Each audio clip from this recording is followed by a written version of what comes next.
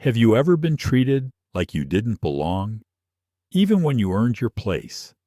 Have you ever felt every pair of eyes on you, not with admiration, but with judgment?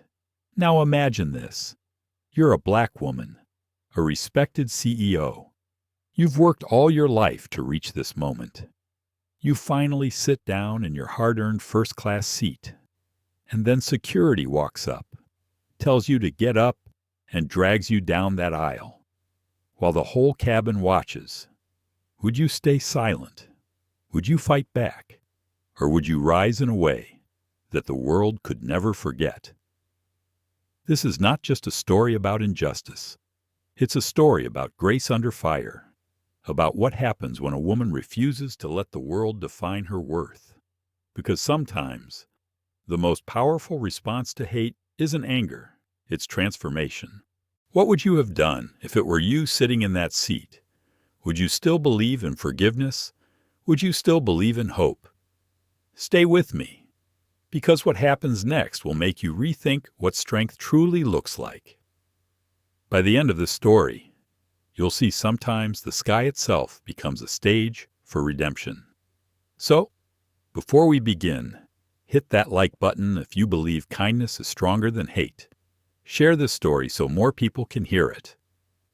And don't forget to subscribe, because today, we're flying into a story that just might change the way you see the world. The morning light crept softly through the half-drawn blinds of a quiet Atlanta home. The sky carried a pale shade of peach, and the city outside still felt half asleep. Inside, the smell of fresh coffee floated through the air, mixing with the faint hum of a news anchor talking about weather delays at Hartsfield-Jackson Airport. At the kitchen table sat Arielle Johnson, a woman whose calm presence could fill a room even in silence. Her hair was pinned neatly, her white silk blouse pressed to perfection. Yet there was nothing arrogant in her appearance, only quiet confidence. At 45, Arielle had learned how to balance two worlds, the boardrooms of EcoVantage Tech, the green energy company she had built from scratch, and the simple kitchen mornings she shared with her 12-year-old son, Ethan. Across the table, Ethan was busy assembling pieces of a small drone kit. His curls bounced each time he leaned over, adjusting a tiny rotor with intense focus. "Careful, pilot," Arielle said softly, sipping her coffee. "I know," he murmured without looking up. "I just want it to fly straight this time." She smiled. That's how progress works, one small adjustment at a time. He finally looked up and grinned. "Like you and your company," Arielle laughed quietly. Something like that. For a moment, the house felt like a sanctuary, a rare pocket of peace before the day's turbulence. Today wasn't just another business trip. She was flying to New York City to deliver a keynote at a sustainability summit. The speech, titled Bridges of Green, Empowering the Next Generation, had taken weeks of preparation. Ethan would travel with her, his reward for finishing the semester with straight A's. She reached for her phone. Overnight emails blinked across the screen, investor updates, last-minute press confirmations, a message from her assistant reminding her about the car service arriving at 8. Arielle's eyes paused on a different message, one from an old college friend. "You've come a long way. Ari, make us proud in New York." She read it twice, smiling faintly, but under that smile, a trace of anxiety stirred an instinct she had learned not to ignore. As a black woman in corporate America, she knew that success never came without being tested. Still, she believed in grace over anger, poise over pride. She finished her coffee, rose from the table, and smoothed her blazer. "Ethan, go pack your hoodie. Planes get cold." He nodded, scooping up the drone parts. "Do you think I can fly this in Central Park maybe?" she said, amused, but not near anyone's head. They laughed together, their voices echoing down the hallway. By the time the town car arrived, the morning sun had sharpened into a clean golden light. The driver, a kind older man named Walter, greeted them with a tip of his cap. "Good morning, Mrs. Johnson. Beautiful day for a flight." "It is," Arielle said, sliding into the back seat beside Ethan. "Let's hope it stays that way." As the car pulled away, she watched the familiar streets of her neighborhood glide past the oak trees arching over the sidewalks, the joggers in bright sneakers, the corner cafe where she used to meet her late husband before work. Her chest tightened slightly at the memory.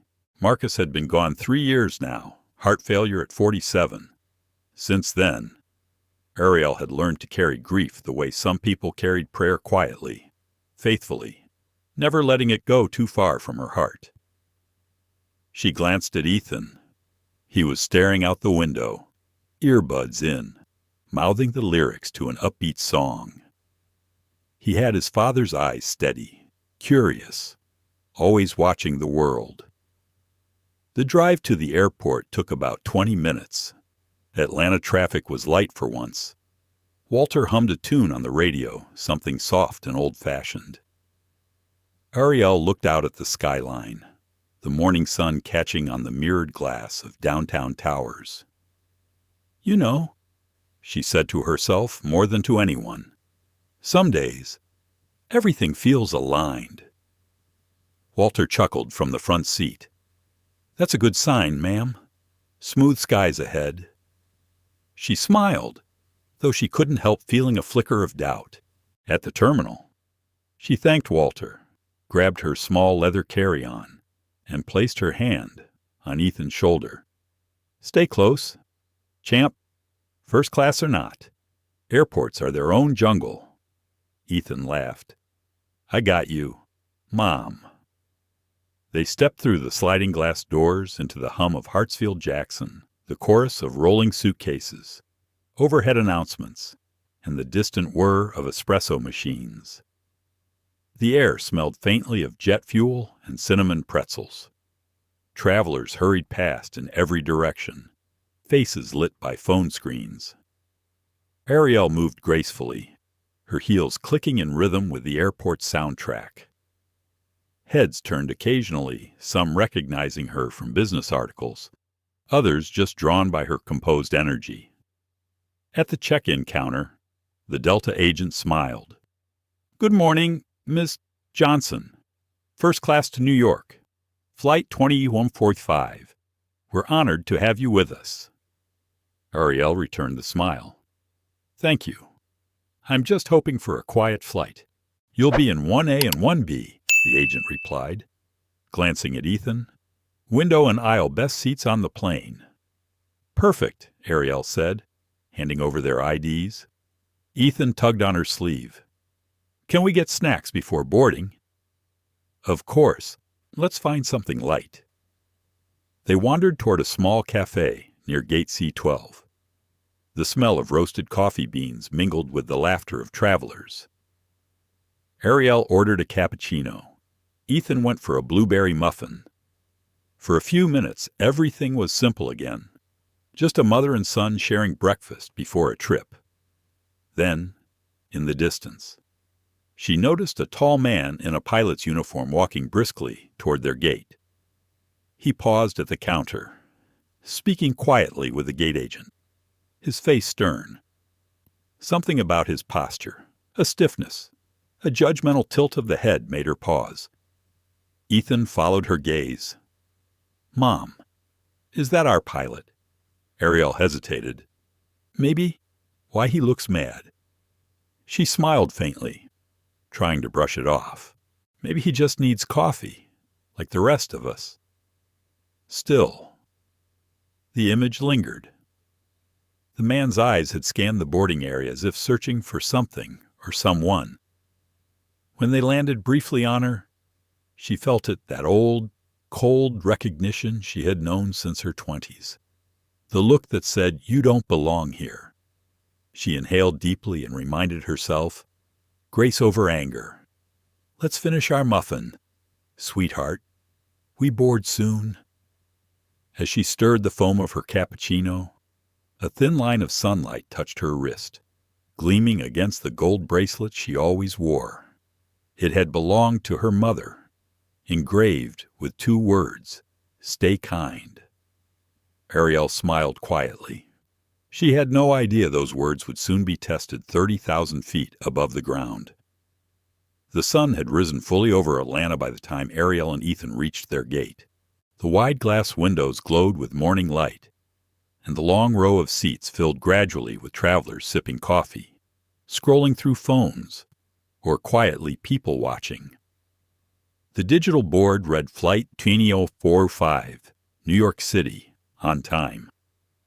Arielle placed her bag neatly beside her chair and sat down with the calm posture of someone who had learned to carry grace wherever she went. She adjusted her blazer, then turned her attention to Ethan, who was leaning forward with his drone box balanced on his knees. "You're excited, aren't you?" she said softly. He nodded quickly. "Yeah, I've never been to New York before. Do you think we'll see snow? Maybe, if we're lucky," Arielle said. "But don't forget, we're there for the conference." "I know," he said, dragging the word playfully. "But after your speech, can we go to Times Square?" She smiled, pretending to think it over. "We'll see. Maybe we'll even find a pizza slice as big as your face." Ethan laughed, and Arielle's heart warmed.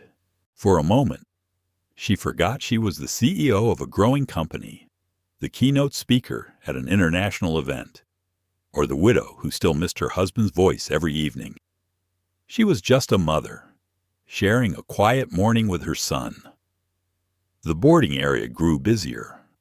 A group of business travelers in sharp suits stood near the window, their voices quick and confident. Across from them, a young mother tried to calm a baby in her stroller.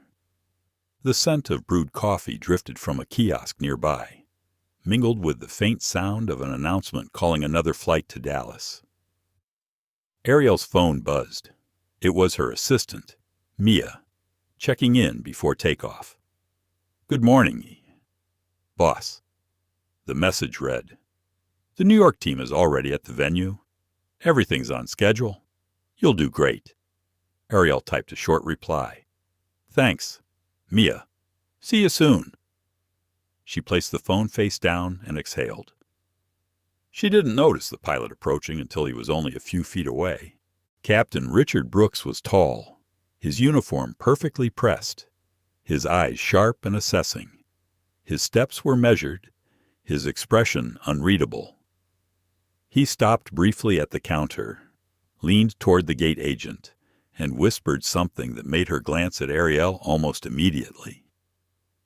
The moment passed quickly, but not fast enough for Arielle to miss it. She caught the flicker of surprise, or was it disapproval in the young agent's eyes? Then the woman straightened, forcing a polite smile, when she noticed Arielle watching. Ethan looked up from his seat. "Mom, what's wrong?" "Nothing," she said, though a subtle heaviness had settled in her chest. She had experienced this before, in boardrooms and hotels, in restaurants where people hesitated to believe she was the one signing the check. It was the quiet disbelief that followed her wherever she went, the kind that never spoke out loud, but always spoke through glances. A voice crackled over the intercom. "Ladies and gentlemen, we'll begin boarding Flight 2145 to New York in 10 minutes. First-class passengers. Please have your boarding passes ready." Arielle gathered their things. She reached for Ethan's hand, not because she needed to, but because she wanted the comfort of his small fingers in hers. When they approached the boarding line, Captain Brooks stood nearby, speaking to another crew member. His tone was firm, almost curt. The gate agent scanned Arielle's ticket. "Welcome aboard, Ms. Johnson," she said, her voice overly bright now. "Seats 1A and 1B, right at the front. "Thank you," Arielle replied calmly. But before she could step forward, Brooks turned, his gaze settling on her. His eyebrows drew together slightly. "Ma'am, are you sure you're on the right flight?" The words hung in the air like a challenge. The gate area quieted for a split second, the hum of conversation dipping into a low hush.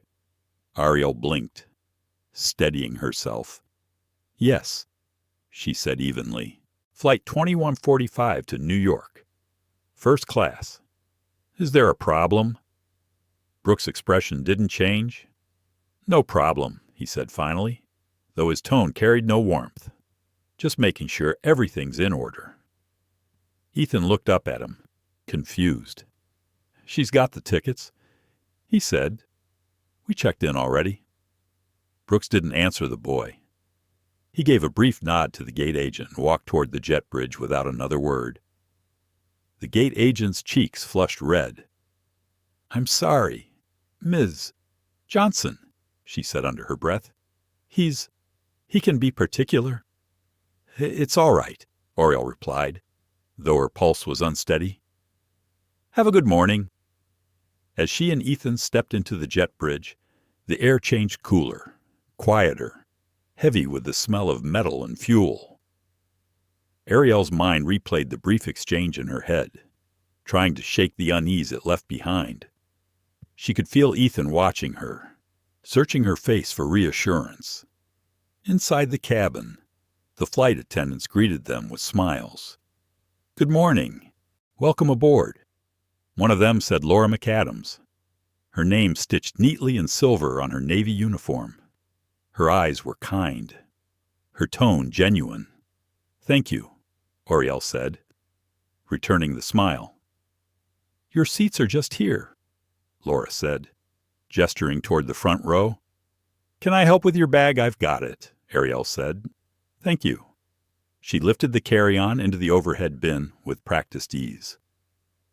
Ethan slid into the window seat, pressing his hands against the cool glass. "Whoa, look how close we are to the cockpit." Arielle smiled faintly. "Just don't push any buttons if they let you visit." Laura chuckled softly. "Don't worry, sweetheart. We'll keep an eye on him." The cabin filled slowly with passengers. The hum of conversation rose again, phones buzzing, zippers closing, a faint shuffle of feet on carpet. Arielle leaned back, exhaled, and tried to let the rhythm of the airport fade away.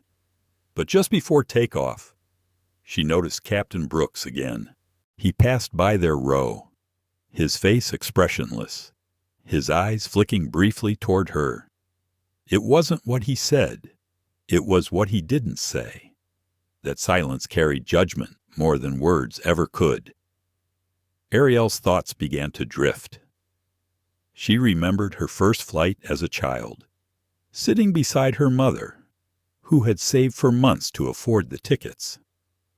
Her mother had whispered, "Sit tall, baby. You belong wherever your feet are." Those words had followed her through college, through the early days of building EcoVantage, through every room that told her she didn't belong. Now, sitting in a first-class seat she had rightfully earned. Arielle felt that same need to sit tall again. Ethan tugged at her sleeve. "Mom, are you okay?" She turned and smiled. "Of course. Just thinking. What about how far we've come?" she said softly. The engines began to hum. The lights above flickered once. Passengers settled into their seats. Arielle took Ethan's hand as the plane pushed back from the gate. Through the window, Atlanta shrank beneath them rows of houses, ribbons of highway, the morning sunlight bouncing off car roofs like scattered gold. She closed her eyes for a moment and thought of the speech she would give in New York. She would talk about equity, innovation, compassion, the belief that every voice matters. If only she had known that before she reached that stage. She would have to prove, once again, that her own voice mattered too. The seatbelt sign chimed on. A calm announcement echoed through the cabin. Captain Brooks's voice steady and professional.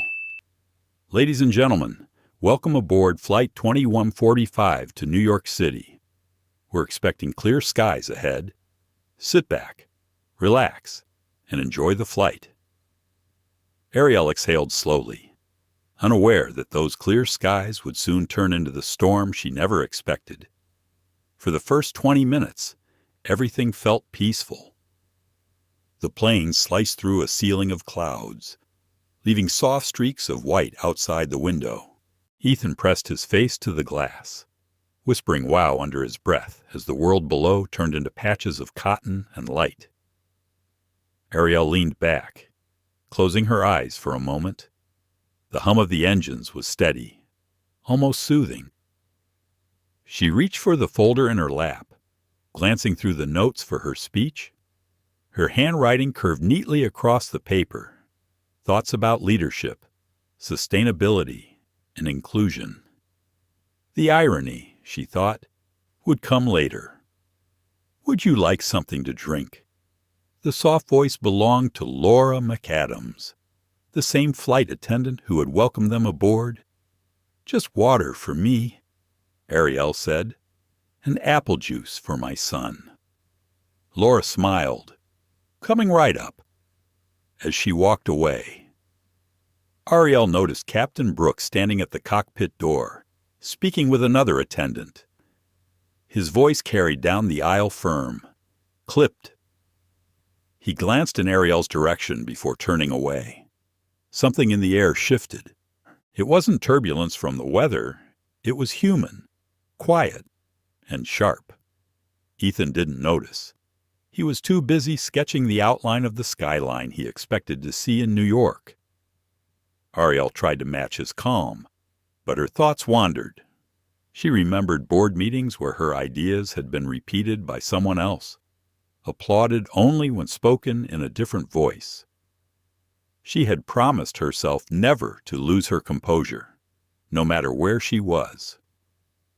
Laura returned with their drinks. "Here you go.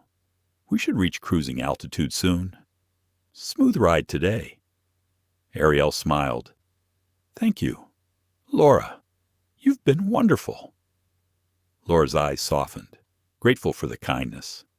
She hesitated a moment, as if she wanted to say more, but duty called her down the aisle.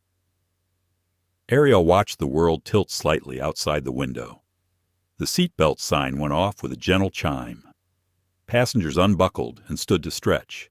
A man in a gray blazer across the aisle pressed the call button and asked loudly for another whiskey. The attendant nodded and hurried off. Moments later, Captain Brooks's voice echoed through the cabin. "Ladies and gentlemen, this is your captain speaking. Please remain seated for the next few minutes. We're expecting a patch of light turbulence." Arielle looked out the window again. The clouds looked calm, unmoving, but she did as instructed and tightened Ethan's seatbelt. "Just a bump or two," she said. He nodded, trusting her completely. The turbulence never came. Instead, there was a different ripple one made of whispers. Two passengers in first class were murmuring, their eyes flicking toward Arielle. She caught fragments. "I thought upgrades had a dress code." "No, she's actually in 1A. That's the front seat." She ignored them, turning toward Ethan.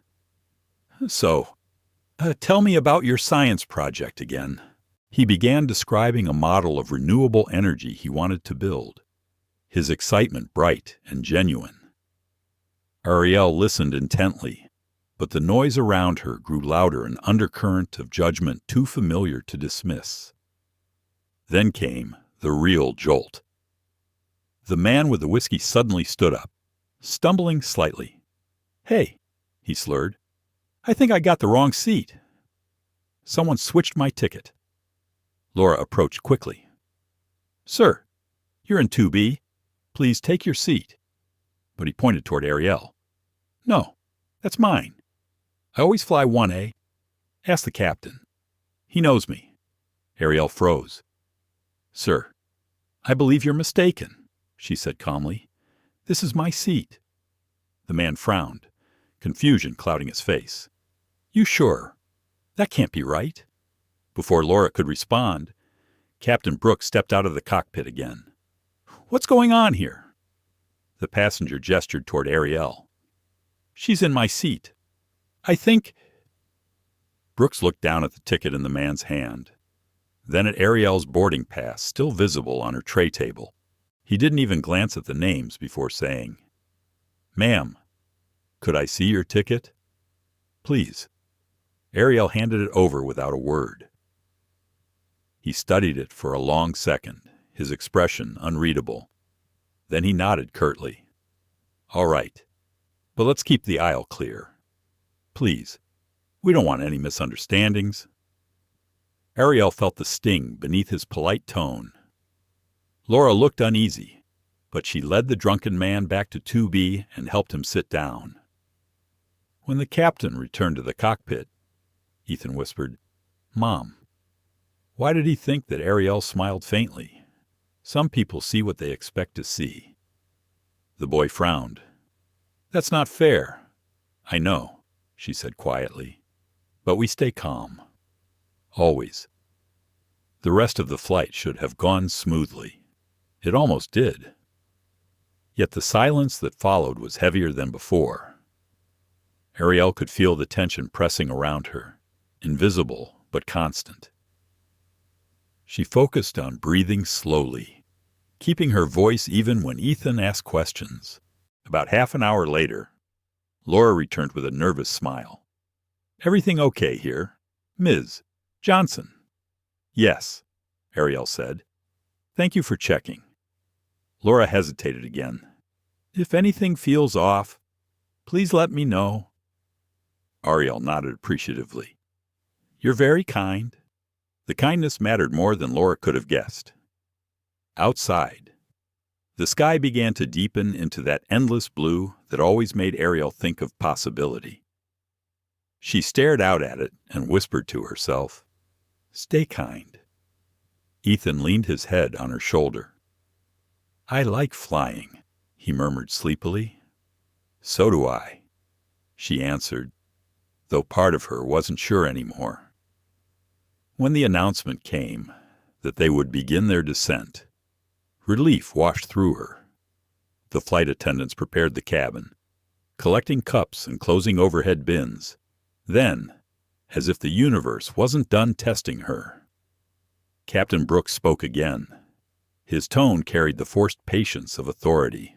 "Ladies and gentlemen, due to a minor seating discrepancy earlier, I'd like to remind everyone that disruptive behavior will not be tolerated. We appreciate everyone's cooperation." The words were directed at no one, and yet at her. Arielle's throat tightened. She turned her gaze toward the window, refusing to let Ethan see the tears that threatened to rise. When they touched down in New York, the passengers clapped lightly, as people sometimes do at safe landings. Arielle unclasped her seatbelt and reached for her bag. "Stay seated until we reach the gate," Brooks said over the intercom. Arielle waited. The cabin door opened. Passengers began to file out. When she stood, the captain appeared again, standing at the cockpit entrance. He gave a small, tight smile. "Have a pleasant day, ma'am." "Thank you," she replied evenly, her voice steady as stone. Ethan followed close behind, clutching her hand. Outside, in the bright tunnel of the jet bridge, she finally allowed herself to exhale. She didn't know that within hours, that single breath would become the prelude to a storm that would sweep across the internet and into the heart of an entire nation. The first moments after landing should have been routine. Passengers reached for their bags. The cabin buzzed with quiet chatter, and the smell of recycled air mixed with faint coffee. But Arielle sensed something was wrong. The flight attendants weren't smiling the way they usually did at arrival. Laura kept glancing toward the cockpit, worry in her eyes. Then came the announcement that changed everything. Ladies and gentlemen, please remain seated for a brief security check before deplaning. The voice belonged to Captain Richard Brooks. His tone was controlled, almost casual, but something underneath it made Arielle's stomach tighten. Ethan looked up at her, puzzled. "Mom, why can't we get off?" "It's fine," she said, though she didn't believe it. "Just stay calm." Two uniformed airport security officers stepped onto the plane, followed by a woman in a Delta badge who introduced herself as Supervisor Dana Green. Her polite smile didn't reach her eyes. "Ms. Johnson," she said softly, "could you and your son please step with us for a moment? There's been a report of a disturbance during the flight. We just need to clarify a few details." Arielle froze. The quiet around her grew heavier. She could feel eyes turning in their direction. A murmur spread down the aisle. Ethan's small hand tightened around hers. "A disturbance," Arielle repeated, keeping her voice steady. "There must be some mistake." Green nodded quickly. "I understand. Ma'am, it's just a formality." Laura suddenly spoke up from the galley. "Excuse me, that's not necessary. They didn't cause any trouble. If anyone was out of line, it wasn't them." Brooks appeared in the doorway of the cockpit, his expression controlled, but his voice sharp. "Let's not make this harder than it needs to be. Ms. McAdams." A few passengers began to whisper louder now. One man stood. "I saw the whole thing," he said firmly. "That lady did nothing wrong." Another woman chimed in from behind him. "This is ridiculous. They were quiet the entire flight." The officers exchanged looks. Green cleared her throat, trying to maintain order. "Please, folks, remain seated. We'll handle this." Arielle stood slowly, straightening her jacket. "We'll cooperate," she said, her voice calm but unwavering. She turned to Ethan. "It's okay, sweetheart. Let's just answer their questions." As they walked down the aisle, the same passengers who had whispered before now avoided her gaze. Some looked guilty, others curious. Only Laura met her eyes, apologetic, helpless. The jet bridge felt colder than it should have. The fluorescent lights buzzed faintly as they led her to a small area near the gate. Captain Brooks followed a few steps behind, his jaw tight. Green started gently. "Captain Brooks filed a report saying you refused to follow crew instructions and moved through restricted areas of the cabin." Arielle blinked. "That's not true. We walked briefly to stretch our legs. I followed every instruction given." Brooks crossed his arms. "You were standing in the economy section without authorization.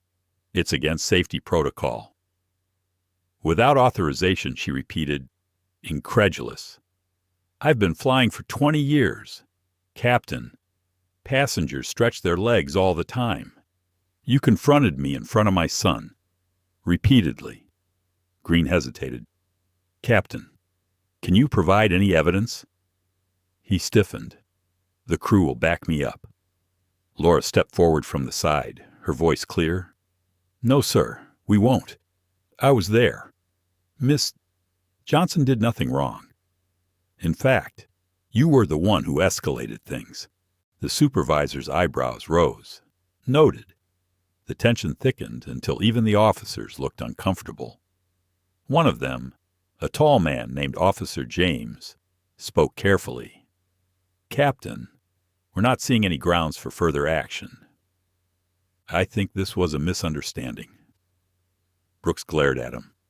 "I did my job, and now we'll do ours," James said, firm but polite. "You're free to go, ma'am." Arielle nodded once. "Thank you." She turned to Green. "I expect this incident will be reported properly. I have witnesses." "Yes, ma'am," Green said quickly, her tone softening. "On behalf of Delta, I apologize for the inconvenience." Ethan exhaled shakily, pressing against his mother's side. She placed a steady hand on his back, guiding him toward the terminal. Behind her, Brooks muttered something under his breath, but the sound was drowned by the airport's background noise. They reached baggage claim in silence. When the carousel began to turn, the noise of rolling suitcases filled the air. Ethan finally spoke. "Mom, why did he do that?" Arielle's throat tightened. "Because sometimes people let their fears decide how they see others. But that's not on us." He nodded slowly. "You didn't get mad?" She smiled faintly. "Getting mad doesn't always fix it. But telling the truth does." By the time they reached their hotel, the exhaustion had settled deep. Arielle opened her laptop, meaning only to send an email to her assistant. But when she unlocked her phone, she froze.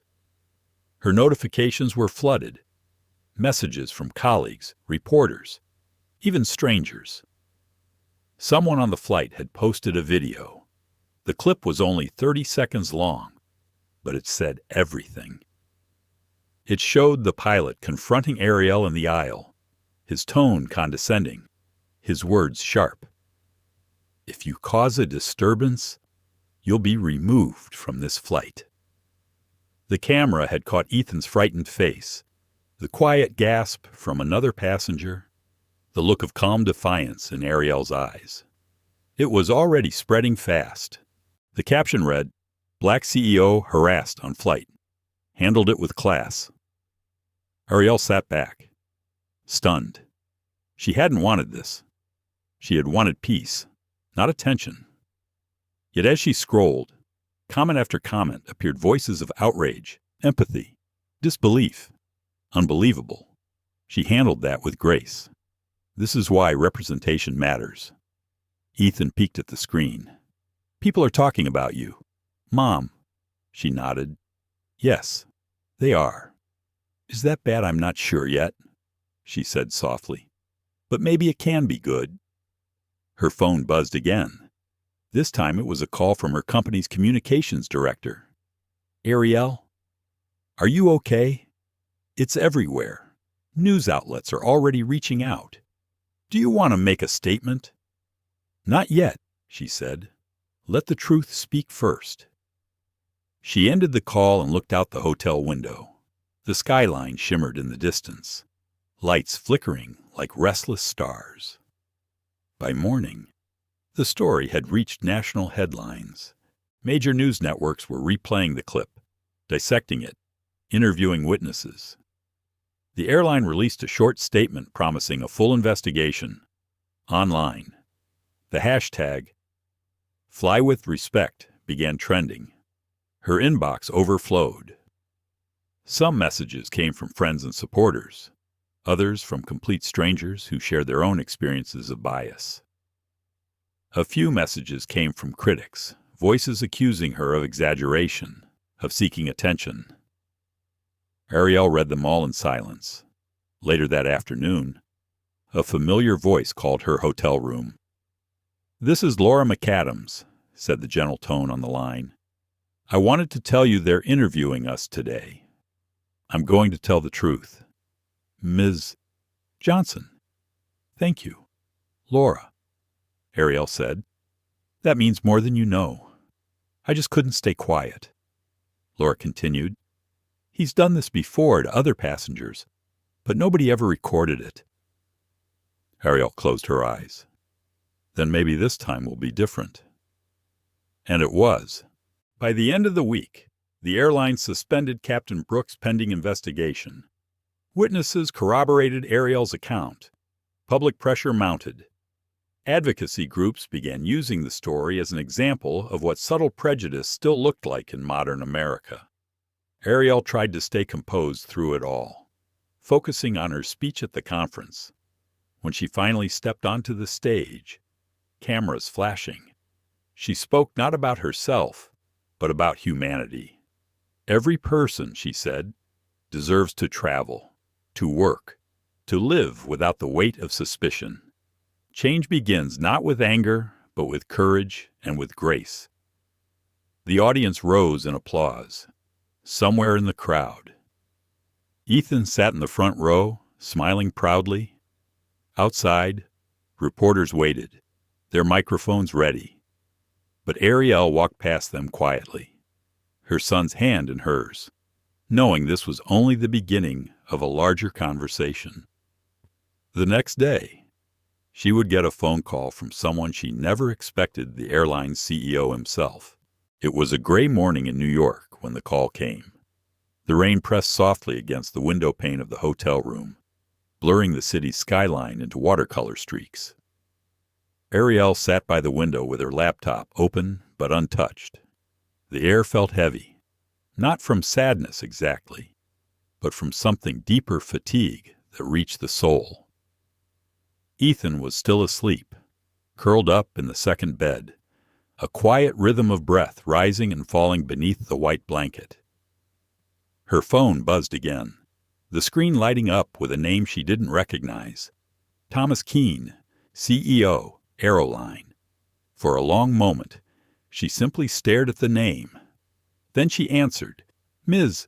Johnson," the voice said, calm but deliberate, the kind of voice that had spent years managing crises. "This is Thomas Keene. I'm calling to offer my personal apology." Arielle said nothing at first.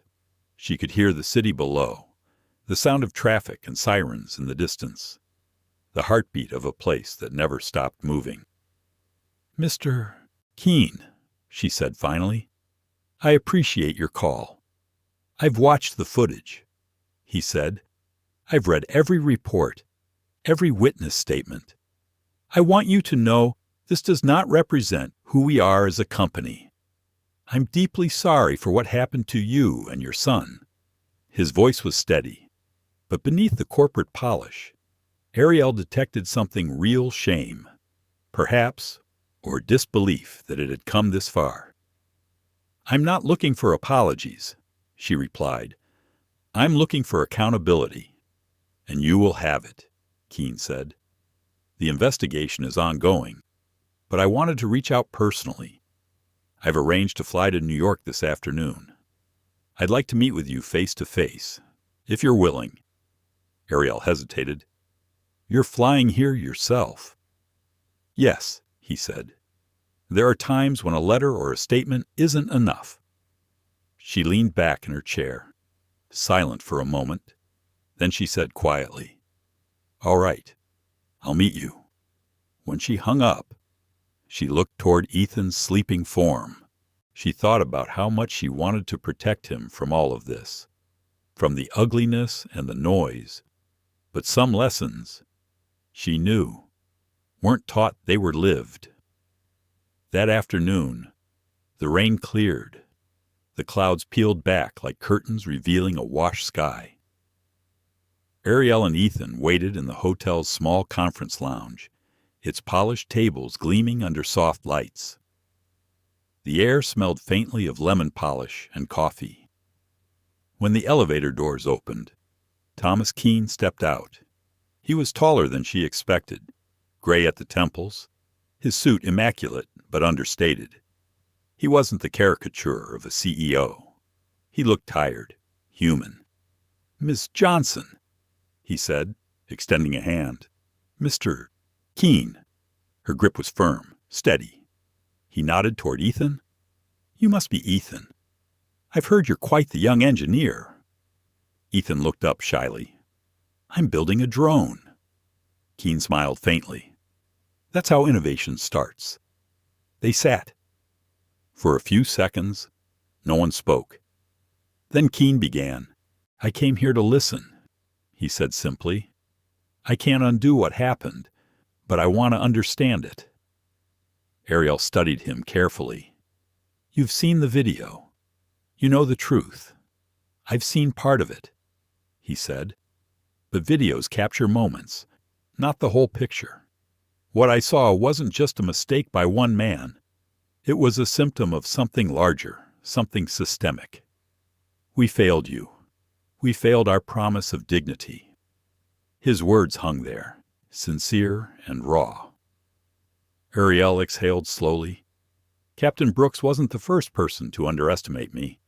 He probably won't be the last. But this time, it wasn't just about me. My son was watching. Keen's gaze softened. I'm a father, too. That hits differently.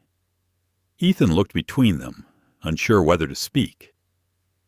Arielle placed a reassuring hand on his shoulder. Mr. Keen, she said, her voice steady. This isn't just about one flight or one headline. It's about the quiet ways people are reminded they don't belong. You can change your company's policies, but if you don't change your culture, it won't mean anything. He nodded slowly. You're right. She hesitated, then asked the question that had lingered since the incident. What will happen to him? The Captain Keen paused. He's been suspended pending review. But beyond punishment, we need to rebuild trust. I'm prepared to launch a complete diversity and empathy training initiative across all departments, not as PR, as real reform. Arielle looked at him thoughtfully. That's a start. Keen leaned forward. We'd also like to offer compensation for the distress you and your son experienced. It's not enough, I know, but it's something. She shook her head gently. I don't want your money. He blinked, surprised. Then what do you want? Arielle's voice softened, but it carried weight. I want this moment to mean something. I want no one else to sit where I sat and feel what I felt. If you really mean to change things, then help me build something that lasts. Keen tilted his head. What do you have in mind? She paused, choosing her words carefully. A foundation, a program that helps people of color enter and thrive in the aviation industry, pilots, engineers, service staff, a mentorship network. Call it what you want, but it has to be real. Keen sat back, thinking.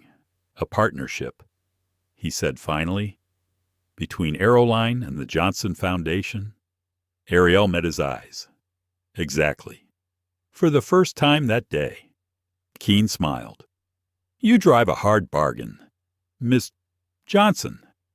I've had practice, she said. They both laughed softly. It wasn't humor so much as release, a shared understanding that something meaningful could rise from what had gone wrong. Ethan spoke up. Can I help too?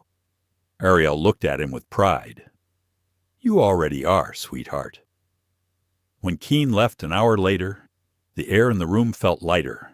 Arielle watched him disappear into the elevator, feeling not victory, but a strange sense of peace. She had stood her ground without hate. She had chosen strength without bitterness. That evening, she sat on the hotel balcony, the city glowing beneath her.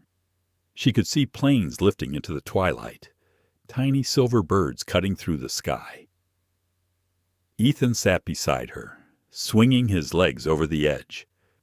Mom, he said quietly, do you think people will remember this? Arielle smiled faintly. Maybe not all of them, but the right ones will. He nodded. I'm proud of you. She looked out at the horizon where day met night. I'm proud of you too. For the first time in days, she felt her heartbeat slow, the noise of the world dimming to something manageable. Somewhere above the clouds, she imagined Captain Brooks sitting alone, perhaps realizing what he'd done. She didn't wish him harm, only understanding. The next morning, headlines filled with new words. Aeroline CEO meets with passenger, promises reform. But the story wasn't about scandal anymore. It was about redemption. Arielle opened her phone to hundreds of messages. Among them was one from Laura McAdams. Thank you, it read, for staying kind, even when they didn't deserve it. Arielle typed back, kindness isn't weakness, it's power. She sent the message, set down her phone, and watched the morning light spill across the room. In that light, she saw reflection, grace, and a beginning she hadn't planned, but one she was ready to claim. For days after the meeting, the world moved faster than Arielle could follow. What began as a private humiliation had turned into a public reckoning. The story was no longer just about a woman being mistreated on a plane. It had become a symbol of something larger, a mirror reflecting how quietly cruelty could live inside ordinary moments. Her face appeared on news screens, in headlines, in think pieces with titles like Grace in the Face of Prejudice. Talk show hosts debated whether the airline's apology was genuine. Analysts praised her composure. Activists questioned whether politeness should always be the answer to injustice. But through all the noise, Arielle stayed silent. She didn't want to be a spectacle.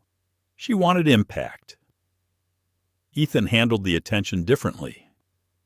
At school, his friends whispered, curious and protective at the same time. One teacher told him, "Your mom is really brave." He nodded, but didn't know what to say. At home, he watched her late at night, sitting by the window, typing notes for something new, something she hadn't yet told him about. The world outside was noisy, but Arielle's mind was clear. Every time she replayed the captain's voice in her head, every time she remembered the quiet fear in her son's eyes, she knew what she needed to do. It wasn't revenge. It was transformation. 2 weeks after the meeting with Thomas Keene, Aeroline called a press conference. Cameras lined the hallway outside the company's Manhattan headquarters. Reporters buzzed with speculation. Arielle arrived quietly, wearing a navy blazer and a simple gold necklace. She stood beside Keene on the small stage, microphones blinking red in front of them. Keene spoke first. His voice carried the weight of someone who had spent sleepless nights rehearsing the truth. "Today," he said, "we're not just addressing an incident. We're addressing a pattern, and we're starting by listening to those we've wronged." He turned slightly toward Arielle. The room stilled. Arielle stepped forward. "I didn't come here for apologies." She began. "I came here for change. What happened to me wasn't just a misunderstanding. It was a reminder of how easy it is to treat dignity as optional. But dignity is not optional. It's a right." Her words rippled through the room. Cameras flashed. Some reporters lowered their pens, just listening. "That's why," she continued, "with the support of Aeroline, I'm launching a new initiative called the Empower Seat Project. It's a scholarship and mentorship program for young people of color pursuing careers in aviation and aerospace, pilots, engineers, flight attendants, anyone who wants to rise above the clouds." A murmur spread through the crowd, then applause. Keene nodded beside her. "We're pledging $1 million in initial funding," he said, "and a commitment to embed this mission in every part of our training and culture." Arielle added softly, "This isn't charity, it's responsibility." Afterward, as the reporters shouted questions, she stepped away from the podium. Her heart was pounding, but not from fear. For the first time in weeks, it was from purpose. When the cameras turned off, Keene approached her quietly. "You just changed the conversation," he said. She looked at him and smiled. "No, we changed it." Outside, the city glimmered under winter sunlight. A small crowd had gathered by the building, holding signs that read, "Respect takes flight," and "Thank you, Arielle." Someone handed her a single white rose. She didn't know who, but she accepted it with a quiet nod. That night, back at the hotel, Ethan couldn't stop talking. "Mom, people were cheering for you. You're like, famous?" Arielle laughed. "Fame fades. Baby, change lasts. But still," he said, eyes wide, "you did something huge." She smiled, brushing a strand of hair from his forehead. "We did something huge. You were part of it from the beginning." As Ethan drifted to sleep, she opened her laptop again. Messages were flooding in pilots. Students, single parents, people from every corner of the country thanking her, sharing their own stories. Some wrote about being ignored during job interviews. Others wrote about being followed in stores. Each message felt like a piece of a larger truth. She read one from a young woman in Detroit.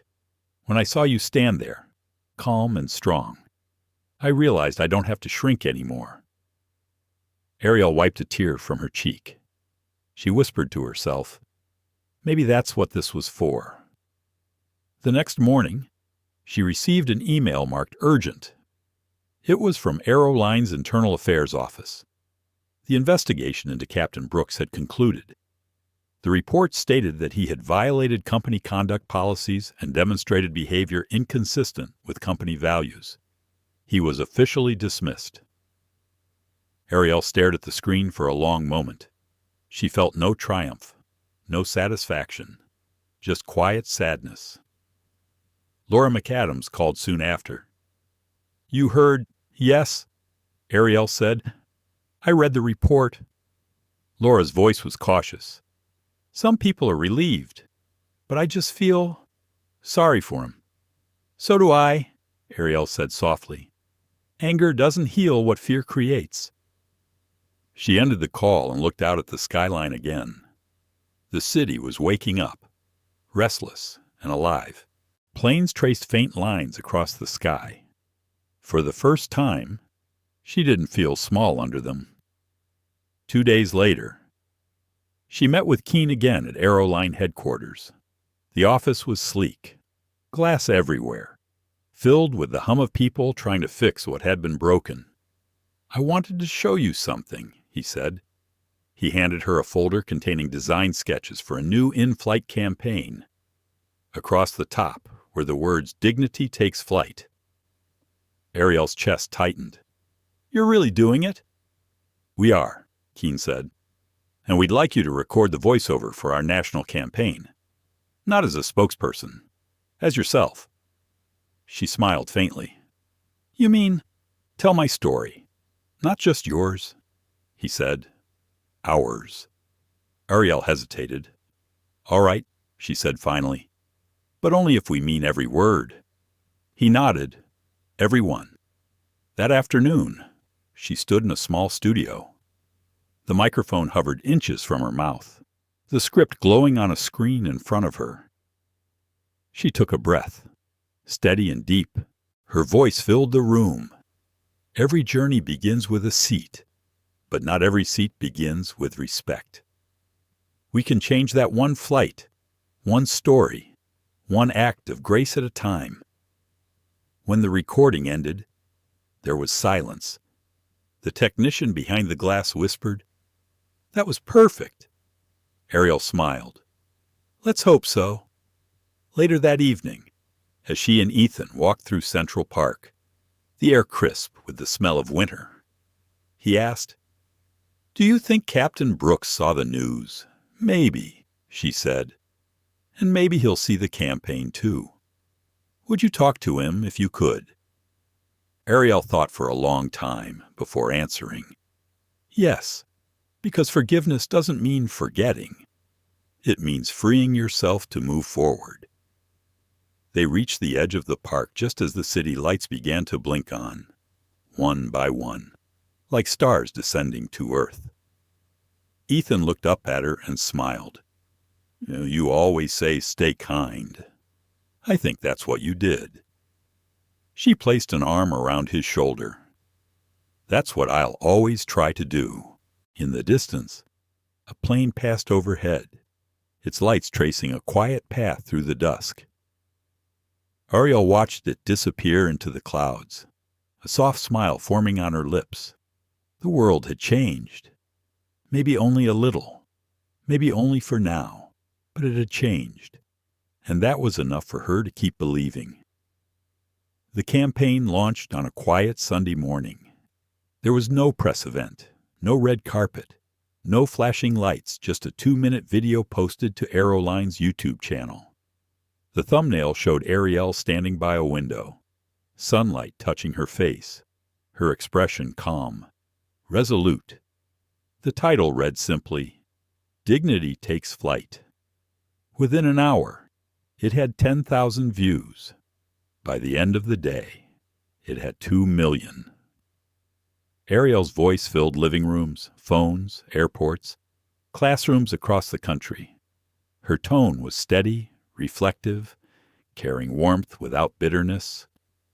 "In the air," she said, "we are all travelers. Each seat should carry not just comfort, but respect. Because dignity isn't a class, it's a right." People listened. Some cried. Others shared the video with captions like, "This is the kind of strength we need right now." Pilots reposted it. Flight attendants commented. Even rival airlines sent messages of support. It wasn't just a video anymore. It was a movement. Arielle hadn't expected that. She spent the first morning of the launch sitting at her kitchen table in Atlanta, wearing a sweatshirt, sipping coffee as Ethan scrolled through his tablet. "Mom, you're trending again," he said, wide-eyed. #3 on Twitter." She smiled. "I don't even know what to do with that." "Maybe tell people to subscribe," he teased. She laughed, shaking her head. "I think I'll pass." But deep down, she felt something shift. This wasn't about her anymore. It was about everyone who had ever been silenced by shame or dismissed by bias. The story had taken flight on its own. A week later, invitations poured in. Universities wanted her to speak. Nonprofits wanted her advice. Corporations wanted her endorsement. But she chose carefully. She didn't want fame. She wanted purpose. Her first public appearance after the campaign went viral was at a community college in Chicago. The auditorium wasn't fancy, just rows of foldable chairs, a squeaky microphone, and the smell of coffee brewing in the back. Yet the energy in the room buzzed like electricity. Students lined up to meet her afterward. Some wanted autographs. Others just wanted to say thank you. A young man in a pilot's uniform approached quietly. His name tag read Deshaun Lewis. "Ms. Johnson," he said, his voice low. "I almost quit training last year. I didn't think people like me belonged up there. Then I saw your video.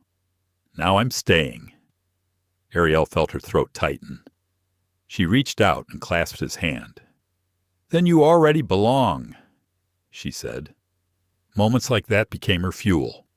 Meanwhile, the Empower Seat project grew faster than anyone had expected. Within 3 months, over 50 students had applied for scholarships. Aeroline doubled its funding, and 2 other airlines joined as partners. The media called it the Arielle effect. She hated the name, but loved the impact. At home, though, she kept things normal. She still made breakfast for Ethan, still drove him to school in the same silver sedan she'd had for years. Some mornings they'd talk about science projects, others about the people writing her letters. One night, Ethan said softly, "Mom, does it ever feel weird, being famous for something bad that happened to you?" Arielle looked up from her cup of tea. "Yes. But sometimes the worst moments become the doorway to something good. You just have to walk through it." He nodded thoughtfully, like turning turbulence into lift. She smiled. Exactly. But even as her story inspired millions, there were still people who doubted. Online debates flared voices saying she exaggerated, others insisting she was too forgiving. A few even mocked her calmness, claiming she should have been angrier. Arielle didn't respond to any of it. She believed that silence, when chosen, could be its own form of strength. Instead, she poured her energy into the Empower Seat Foundation. Every week she met with young trainees, pilots, and engineers listening, mentoring, guiding. She saw in them the same determination that had carried her through every closed door she'd ever faced. Then one afternoon, something unexpected happened. A letter arrived at her office, handwritten on simple white paper, no return address. She opened it slowly. "Dear Miss Johnson, you don't know me well, but I owe you an apology. Watching everything unfold has forced me to see myself clearly for the first time in years. I can't erase what I did, but I'm trying to understand why I did it. I hope your son never carries the kind of fear I carried every day. I wish you peace. Richard Brooks." Arielle stared at the signature. Her chest felt heavy, not from anger, but from empathy. She folded the letter carefully and placed it in her drawer. Forgiveness, she realized, wasn't a finish line. It was a daily choice. That evening, she and Ethan went for a walk around Piedmont Park. The sunset poured gold over the lake, ducks gliding in lazy circles. Ethan ran ahead, skipping stones. When he turned back, he saw her holding a piece of paper. "What's that?" "Just a letter," she said. "From who?" "From someone trying to be better." He looked curious but didn't ask more. He didn't need to. The next morning, her assistant Mia walked into her office with a grin. "You might want to see this," she said, handing Arielle her tablet. On the screen was a headline from a major news outlet: "Aeroline's diversity training program expands nationwide after the Empower Seat success." Arielle smiled. "It's working." "It's more than working," Mia said. "Other industries are copying it: tech companies, law firms, even schools." Arielle leaned back in her chair. "That's what I wanted from the start, for it to spread beyond me." Mia hesitated. "They're asking if you'll keynote the Global Leadership Forum next month." Arielle raised an eyebrow. "That's a big stage." "Exactly," Mia said. "And people will listen." Arielle looked out the window. The city stretched endlessly, each building catching the morning sun like a reflection of possibility. She thought of her mother's bracelet, "Stay kind." It glimmered faintly on her wrist, as if answering the question for her. She turned back to Mia. "Tell them yes." A month later, she walked onto that stage in Washington, D.C., to a standing ovation. Thousands of faces watched her from the darkened auditorium: leaders, students, skeptics, believers. She began the same way she always did, quietly. "I never planned to be here," she said. "I was just a woman trying to fly to New York with my son. But life has a way of turning turbulence into flight paths." The audience laughed softly, then leaned in to listen. She spoke for 40 minutes about leadership, empathy, and the responsibility of power. She told them about Brooks's letter without naming him. She ended with one sentence that echoed through the hall. "Real strength," she said, "isn't how loudly you rise. It's how gently you lift others with you." When she stepped off the stage, the applause followed her long after the lights dimmed. That night, back in her hotel room, she found Ethan asleep on the couch, holding her event badge. She kissed his forehead and whispered, "We're flying higher now, aren't we?" He murmured in his sleep, "Always, Mom." Outside the window, another plane passed overhead, its red tail light blinking in the night. Arielle watched it disappear into the stars, and for the first time since that day on Flight 2145, she felt completely free. The applause from the Global Leadership Forum still echoed in Arielle's memory days after the event. The standing ovation, the lights, the cameras, it all felt surreal. Yet beneath the surface of that success was something quieter, heavier. Fame was never her goal, and she had learned that attention came with a cost. Back in Atlanta, her life no longer belonged entirely to her. Reporters waited outside her office building. Emails arrived by the hundreds. Companies sought her for interviews and endorsements. She smiled through it all. But at night, when the world went quiet, she sometimes stared at the ceiling and wondered what it meant to be known not for what you built, but for what you endured. Ethan noticed it before she did. "Mom," he said one evening over dinner, "you're tired all the time." "I'm just busy," she replied, forcing a smile. "You used to laugh more," he said softly. That made her pause. "Did I?" He nodded. "A lot more." She reached across the table and squeezed his hand. "Thank you for reminding me to breathe." But the truth was, the movement she'd started had grown far beyond her control. The Empower Seat project had chapters in 6 cities now. Hundreds of students were enrolled. She traveled constantly, meeting with sponsors, attending ceremonies, recording messages. People looked at her like she was a hero. But some days she just felt human flawed, exhausted, uncertain. One afternoon, her assistant Mia entered the office holding a thick envelope. "You might want to see this," she said. Arielle opened it slowly. Inside was an invitation printed on heavy paper. The Aeroline Board of Directors was hosting a gala to honor leaders who inspire systemic change. Her name was at the top of the list. "They want you to give the keynote again," Mia said. "It's next month in New York." Arielle hesitated.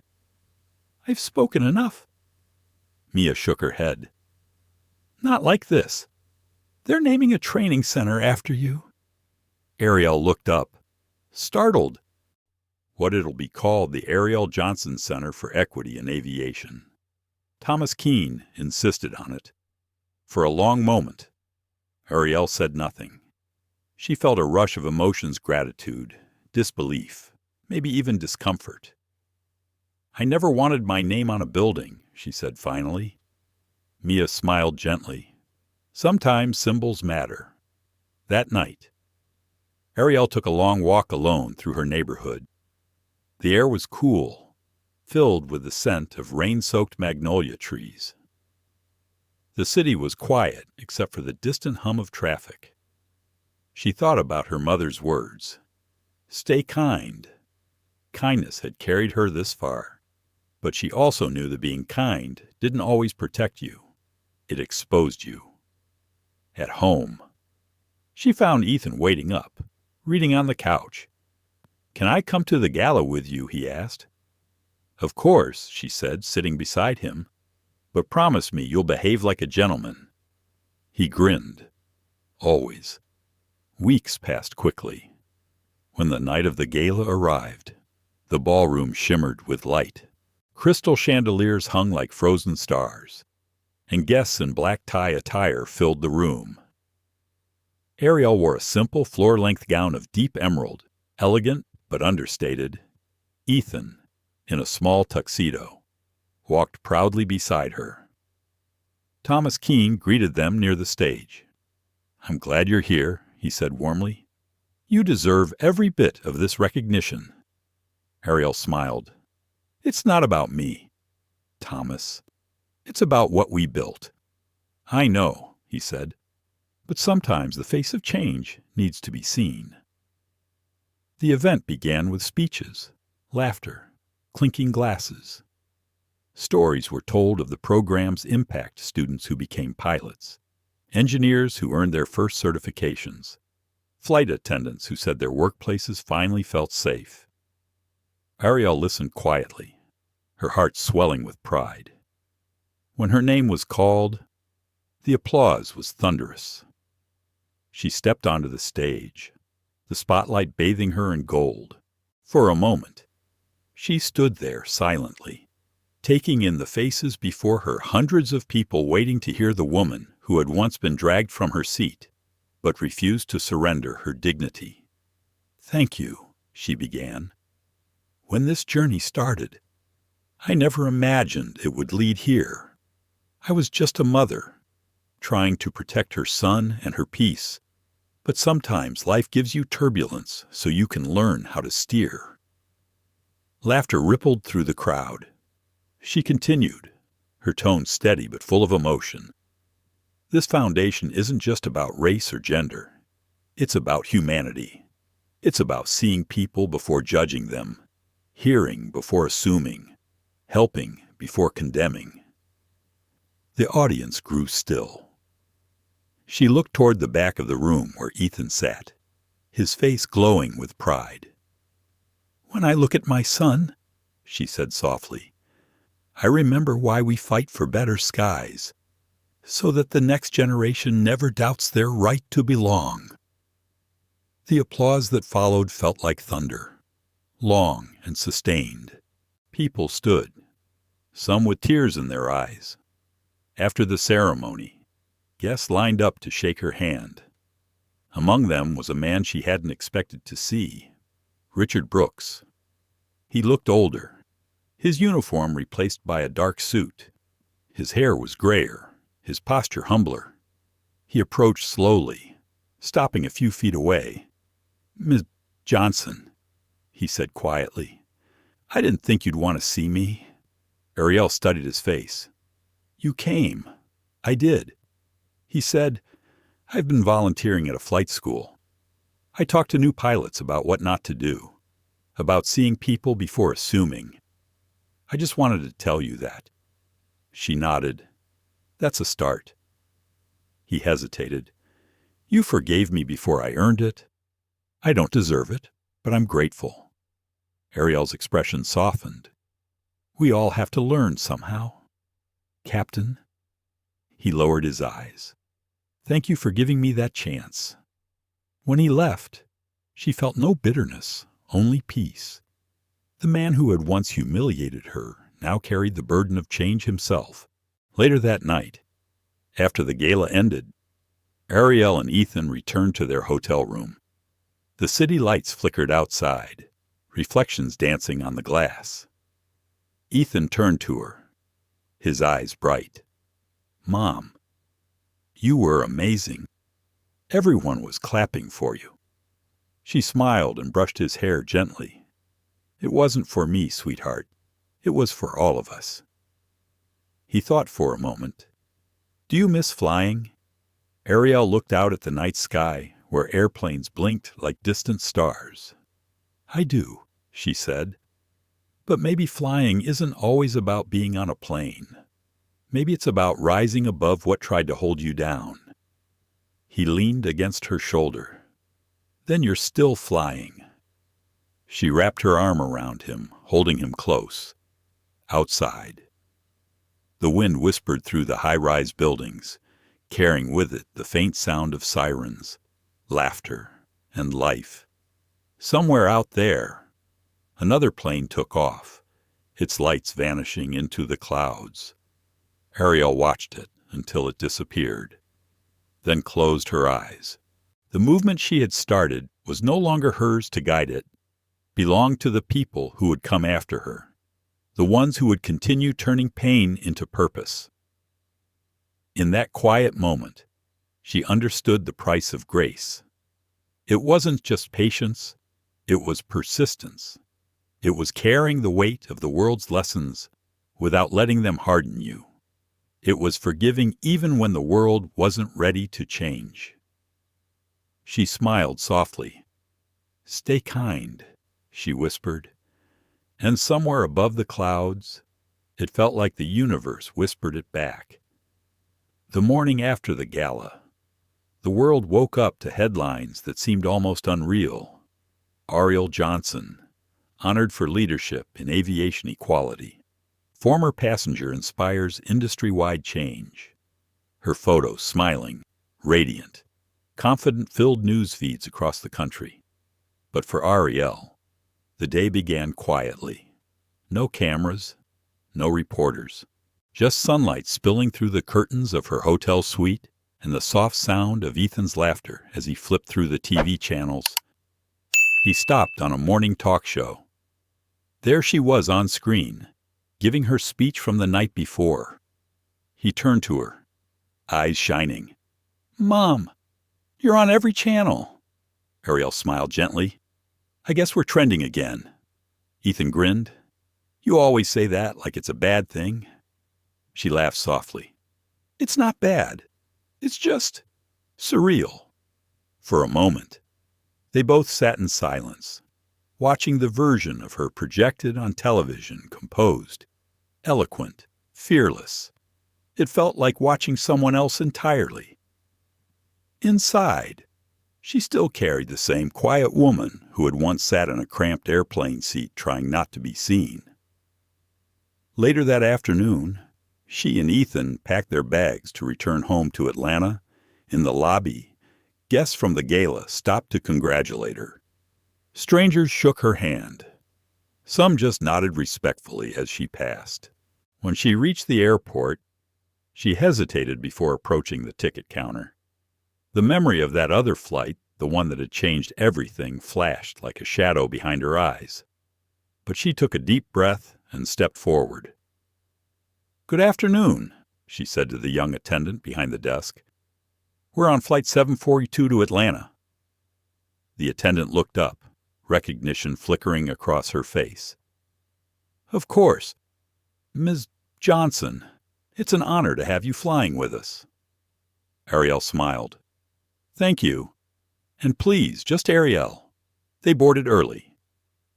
As she settled into her seat, Ethan pressed his face against the window, watching the runway. "It feels different this time," he said. Arielle nodded. "Because we're not afraid anymore." The plane took off, engines roaring to life, the world tilting upward. As the clouds swallowed the horizon, Arielle closed her eyes. The steady hum of the plane was oddly comforting now, like the rhythm of her own heartbeat. Halfway through the flight, the captain's voice came over the intercom. "Ladies and gentlemen, this is your captain speaking. I just wanted to take a moment to recognize a very special passenger on board, Ms. Arielle Johnson, on behalf of the entire crew. Thank you for reminding us what respect and courage really look like." The cabin erupted in applause. Passengers turned in their seats, clapping and smiling. Arielle blushed, her hand pressed over her heart. Ethan looked at her, beaming. "Mom, they're clapping for you again," she whispered back. "For us." When the plane landed, something inside her settled. It wasn't pride, it was peace. A week later, she returned to her office at EcoVantage Tech. Her team greeted her with hugs and cheers. A banner stretched across the wall that read, "Welcome home, Arielle." She laughed, tears stinging her eyes. Mia handed her a stack of letters. From students in the Empower Seat program. She said, "You might want to read these." Arielle opened one at random. The handwriting was messy, but the message clear. "Dear Ms. Johnson, because of you, I'm starting flight school next month. I used to think people like me didn't belong up there. Now I know better. Thank you for showing me that grace can change things." She smiled, folded the letter, and placed it in a small wooden box on her desk. The box was nearly full now, every message she'd received since that day on Flight 2145. Each one a reminder that pain could plant the seeds of purpose. That evening, she sat on her porch as the sun dipped low over the city. The air was warm, the sky painted in streaks of orange and violet. Ethan sat beside her, sketching in a notebook. "What are you drawing?" she asked. He turned the page toward her. It was a simple drawing of an airplane soaring through clouds. The words, "Stay kind," written across its wings. Arielle smiled, her eyes glistening. "That's beautiful, baby. I'm going to show it at school tomorrow," he said. "We're doing a project on heroes." She tilted her head. "And who's your hero?" He looked at her with a small grin. "You." Her throat tightened. She didn't reply. She didn't need to. She just wrapped her arm around him as the sun sank below the skyline. Days turned into weeks. Life began to find its rhythm again. But one afternoon, a call came from Thomas Keene. "Arielle," he said, "I wanted to tell you personally, Airline just won the National Aviation Humanitarian Award for the Empower Seat Project, and we'd like you to accept it on behalf of the company." She paused. "You sure about that?" "It's your award." He laughed softly. "It's ours. You started this. I just followed." Arielle agreed. The ceremony would take place in Washington. Das war the same city where she'd once spoken to a crowd of thousands. When the day arrived, she stood again under bright lights, but this time she felt no nerves. She wasn't speaking as a victim, or even as a leader. She was speaking as a witness to what grace could do. She held the award in her hand, a crystal sculpture shaped like a wing, and looked out over the audience. "Once upon a time," she said, "a seat on an airplane reminded me how fragile dignity can be. But today, that same seat reminds me how strong it can become when we stand for each other." The applause rose, but this time she didn't hear it as noise. She heard it as heartbeat, a steady, unified rhythm of change. That night, after the ceremony, she and Ethan took a late walk through the National Mall. The monuments glowed softly under the moonlight. The air smelled faintly of rain. Ethan pointed upward. "Look, Mom," he said. "A plane." She followed his gaze. Against the night sky, a silver aircraft crossed the stars, its lights blinking gently. "Do you ever think about that first flight?" he asked. "All the time," she said, "but not with pain anymore. Now, when I think about it, I see everything that came after. Every letter, every student, every story." He nodded thoughtfully, like echoes in the sky. She smiled. "Exactly." They stood there in silence, watching the plane grow smaller and smaller until it vanished into the clouds. Arielle closed her eyes. She thought of her mother's bracelet, of Thomas, of Mia, of Brooks, of every person who had helped her carry the weight of that one moment into something much greater. She thought of how fragile a single act of cruelty could be, and how powerful an act of kindness could become. The past would always be part of her story, but it no longer defined her. Now, she was defined by what she had built from it. As they turned to leave, Ethan slipped his hand into hers. "Mom," he said softly, "you changed the sky." She squeezed his hand. "No, baby, we just learned how to fly through it." And together, they walked toward the reflecting pool, their shadows stretching long beneath the quiet glow of the city. The air was still, the stars endless, the sky finally wide open. Arielle never thought the sky could feel like home again. But as the months rolled on, she found herself drawn to airports, to the hum of engines and the sight of planes ascending into the blue. Each takeoff felt like a heartbeat proof that motion was healing. Her life had changed in ways she couldn't have imagined. The Empower Seat project had become a nationwide model, and Aeroline had transformed from controversy to case study. Universities taught her story and ethics courses. Corporations quoted her in leadership seminars.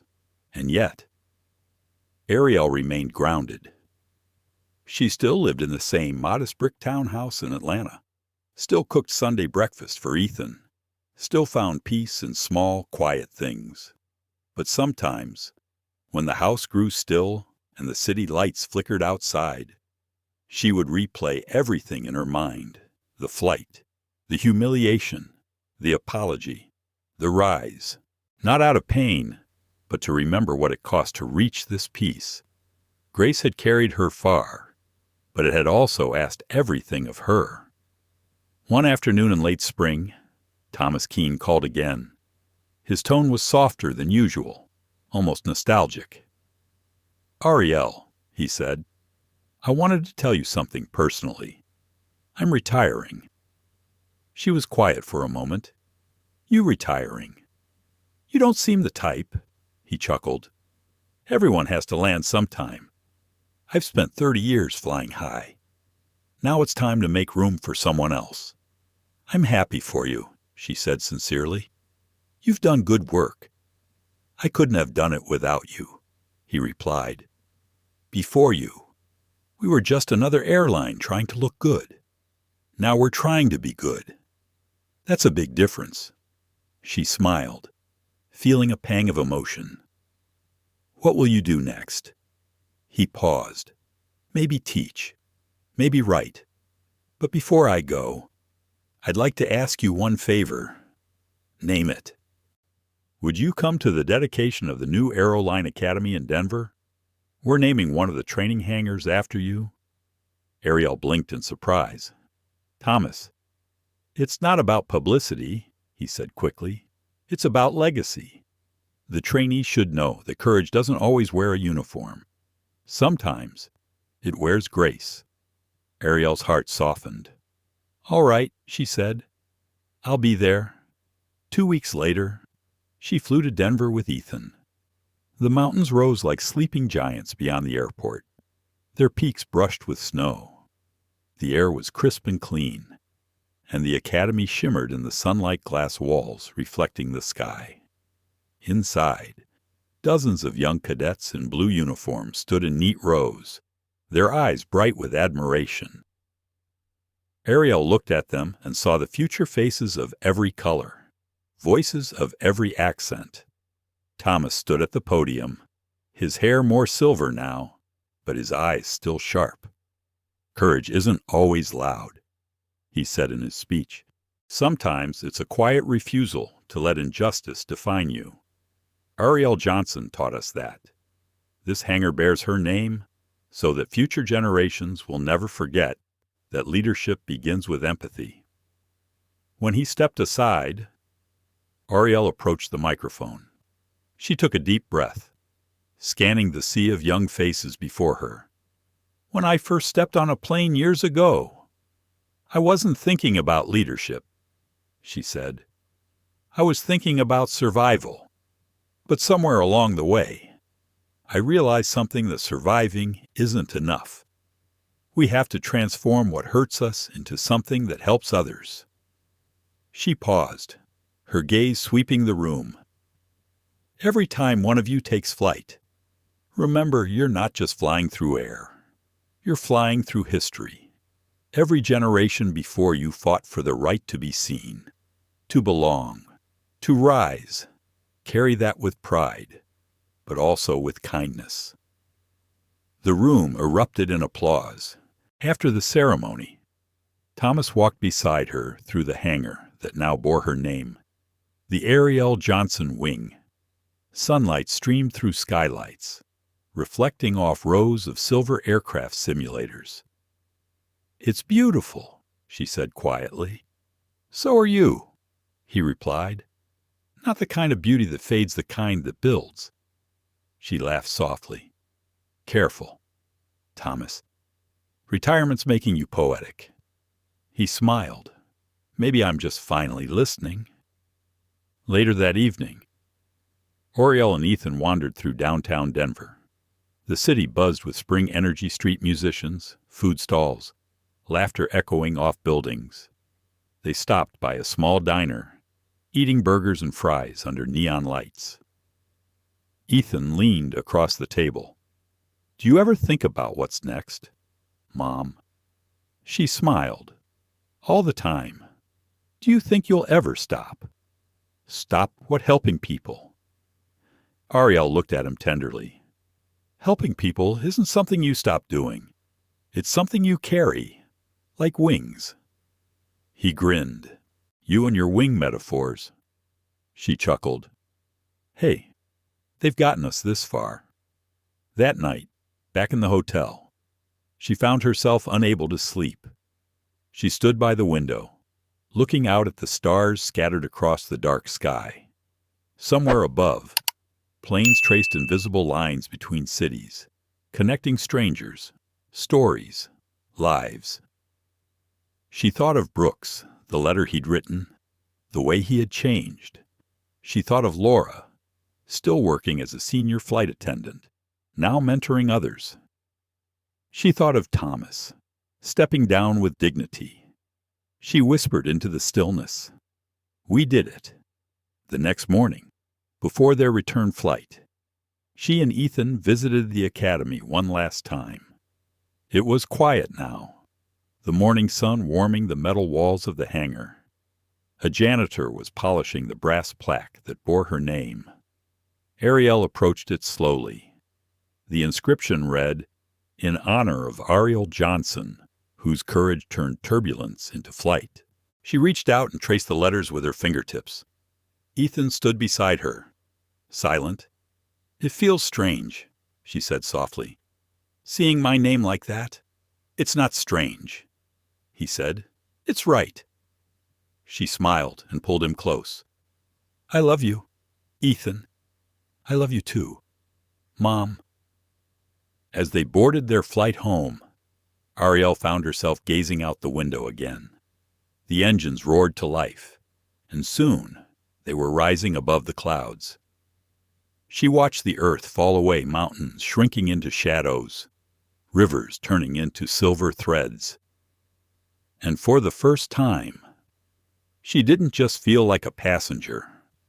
She felt like part of the sky itself. She thought of all the voices that had carried her here, her mother's kindness, Thomas's faith, Ethan's innocence, even Brooks's regret. All of them had shaped her story, each one a note in the quiet symphony of grace. As the plane leveled off, she leaned back, closed her eyes, and smiled. Outside, the sky stretched endless and forgiving, wide enough to hold everything she had lost and everything she had gained. Summer settled over Atlanta like a soft golden haze. Cicadas hummed in the trees. Kids rode bikes down cracked sidewalks. And in a quiet corner of the city, Arielle Johnson sat in her backyard garden, trimming lavender. The air smelled of earth and sunlight. Ethan's laughter drifted from inside the house. For the first time in years, peace didn't feel like something borrowed. It felt earned. Her phone buzzed. The screen showed a familiar name, Laura McAdams. "Laura," she said, smiling as she answered. "It's been too long." "Too long," Laura agreed. "Guess what? Aeroline just finished its first mentorship cycle. Over 300 new recruits. More women and people of color than we've ever had." Arielle's chest warmed. "That's incredible." "There's more," Laura said. "They're holding a celebration next month at the headquarters. They want you to give the closing speech." Arielle laughed softly. "Another one." "This one's different," Laura said. "It's the anniversary of the incident, the day everything started. They want to mark it not as shame, but as progress." Arielle was quiet for a long time. "You really think people are ready to celebrate something that painful?" "I think they're ready to celebrate what you turned it into," Laura replied. That night, Arielle lay awake, thinking. The idea of going back to where it all began made her uneasy, but also curious.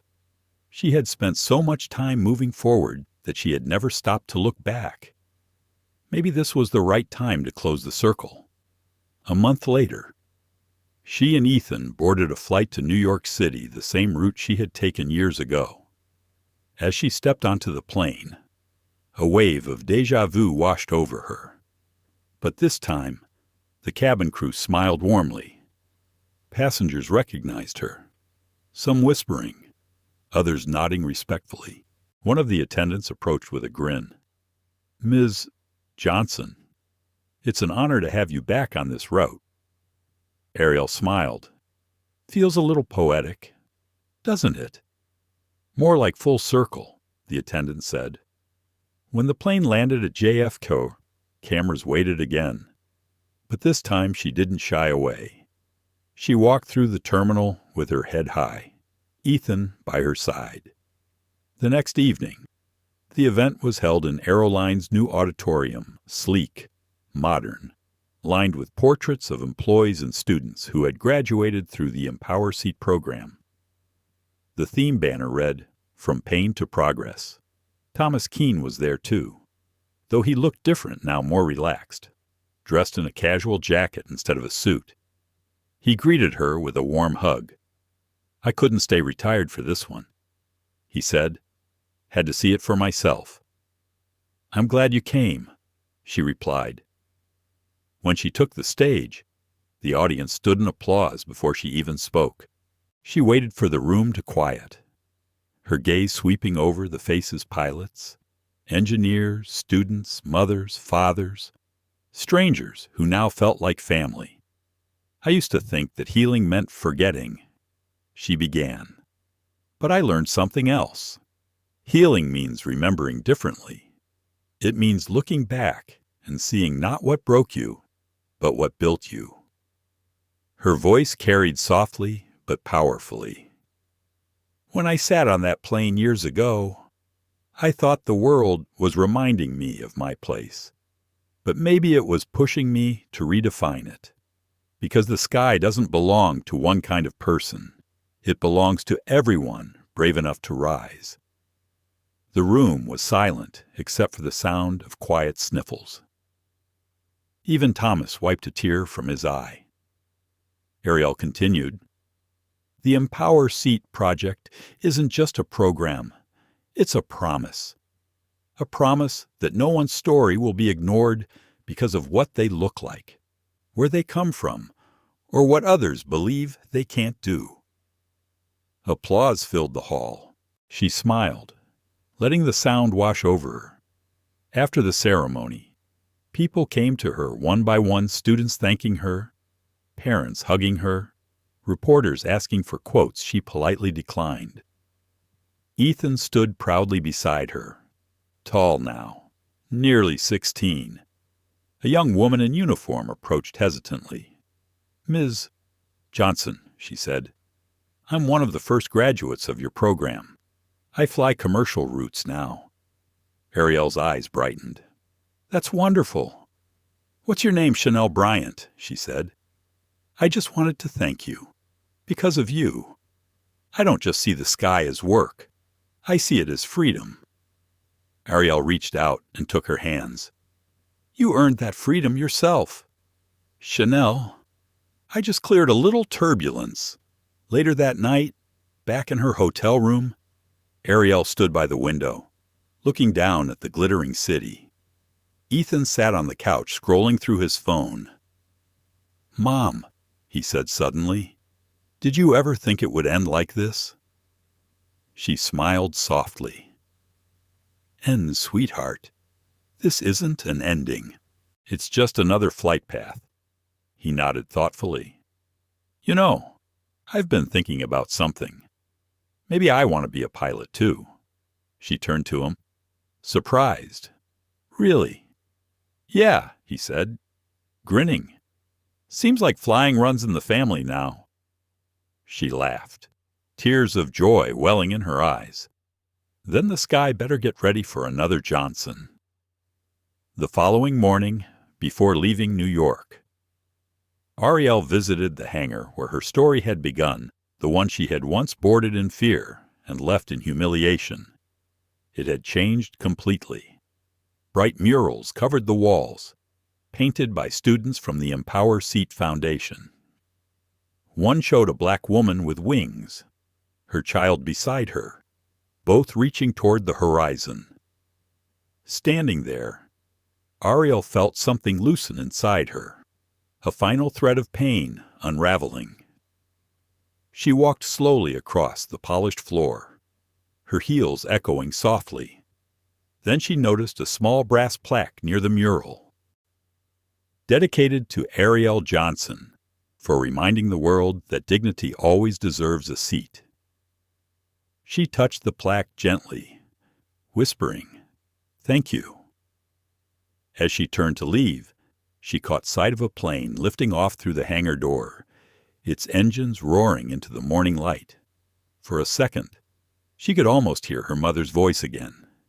Stay kind, baby, even when the world isn't. She smiled. Always Mom. On the flight home, she sat by the window, Ethan asleep beside her.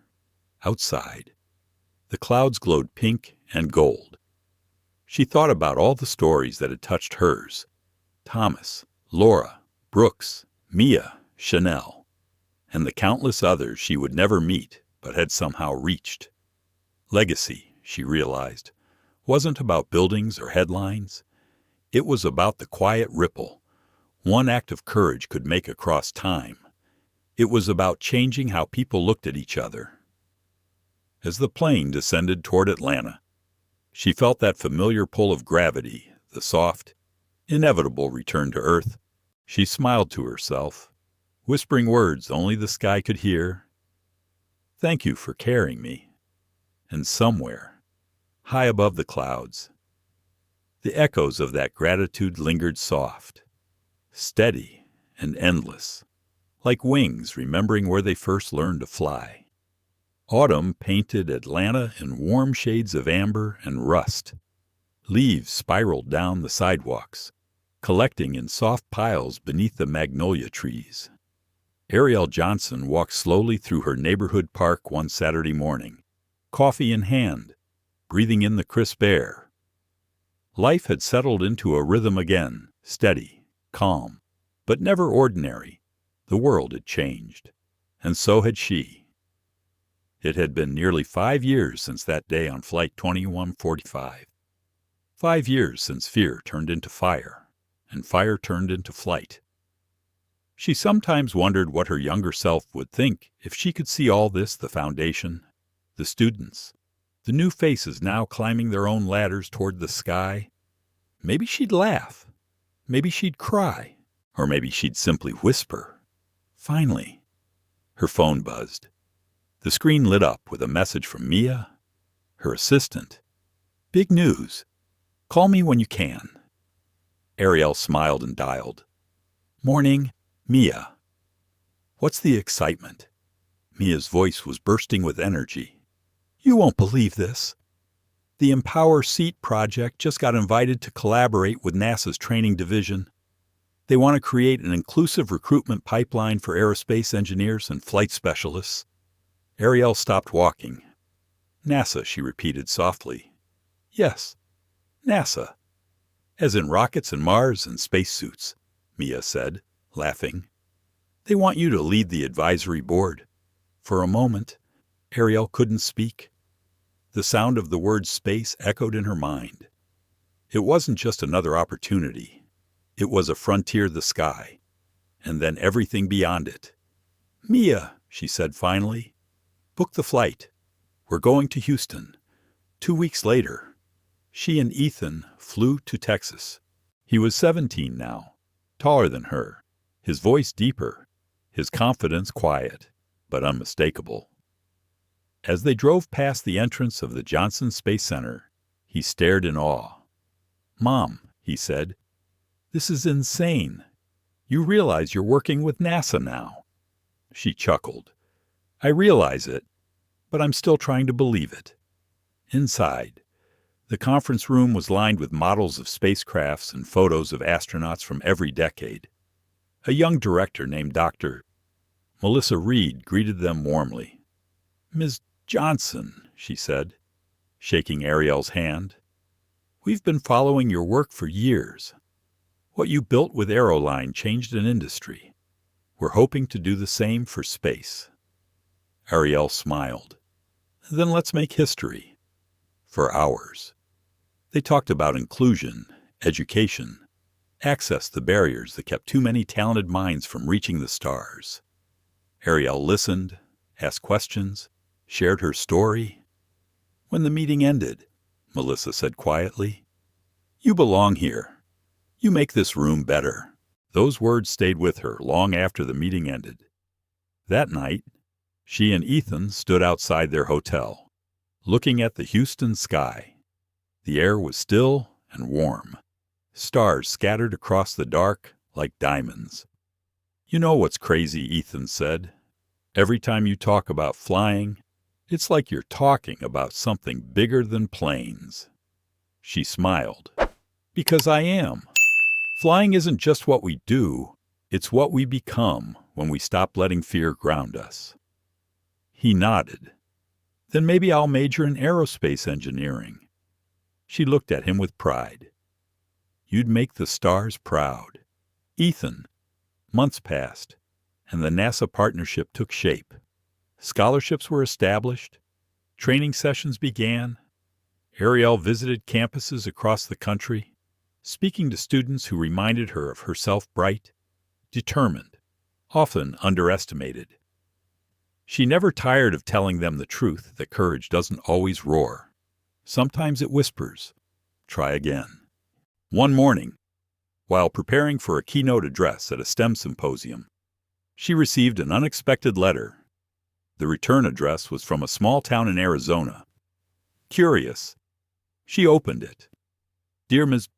Johnson, my name is Richard Brooks. I don't know if you'll remember me, but I will never forget you. I wanted you to know that I've spent the last few years flying humanitarian missions in South America. Every flight I take now, I think about that day and about how you showed me what accountability and grace look like. I'm a better man because of you. If forgiveness has wings, I hope it finds me wherever I am. Sincerely, Richard Brooks." Arielle read the letter twice. Then she folded it carefully and slipped it into the same wooden box where she kept every message of gratitude from students and strangers. She whispered, "It found you, Richard." When she stepped onto the symposium stage later that afternoon, she carried his letter in her jacket pocket. Her speech wasn't written, it flowed naturally, from memory, from heart.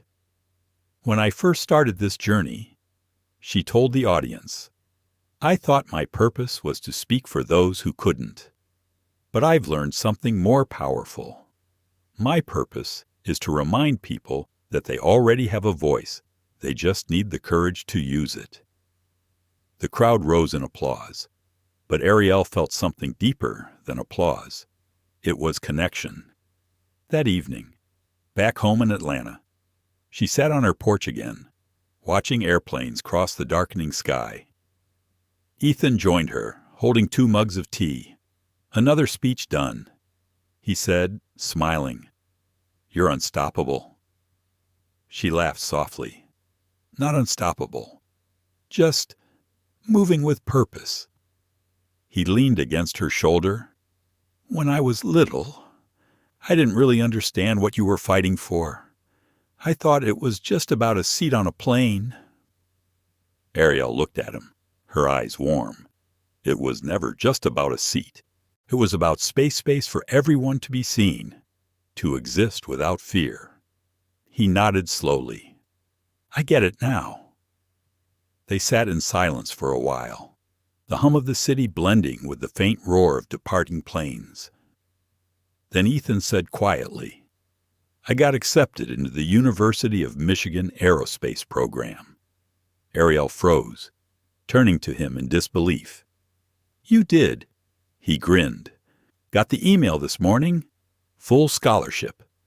She gasped and threw her arms around him, tears of joy streaming down her cheeks. "Ethan Johnson," she whispered, "you're going to the stars."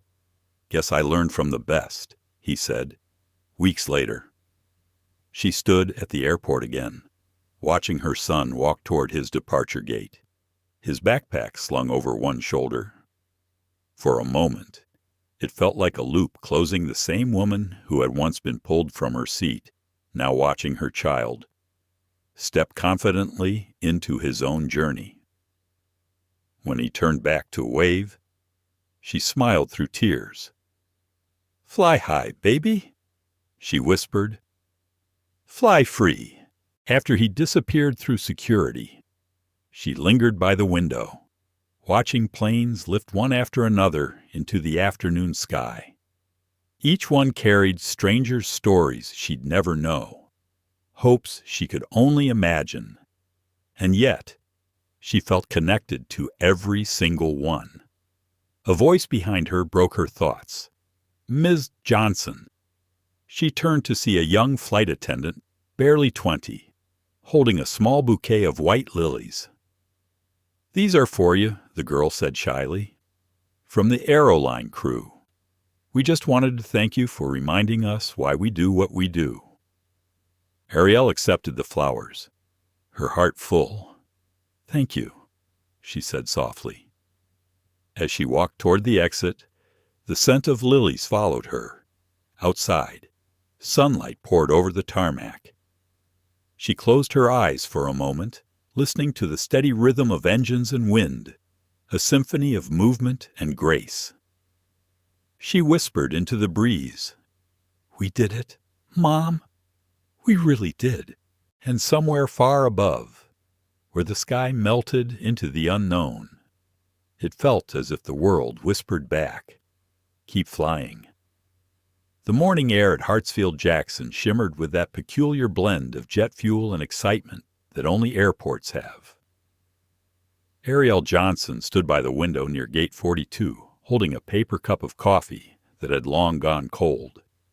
Outside, the world moved like choreography planes, taxiing, ground crew waving signals, sunlight gleaming off silver wings. She had seen this view hundreds of times before, but this morning it felt different. Her son, Ethan, was coming home. It had been almost a year since he'd left for Michigan.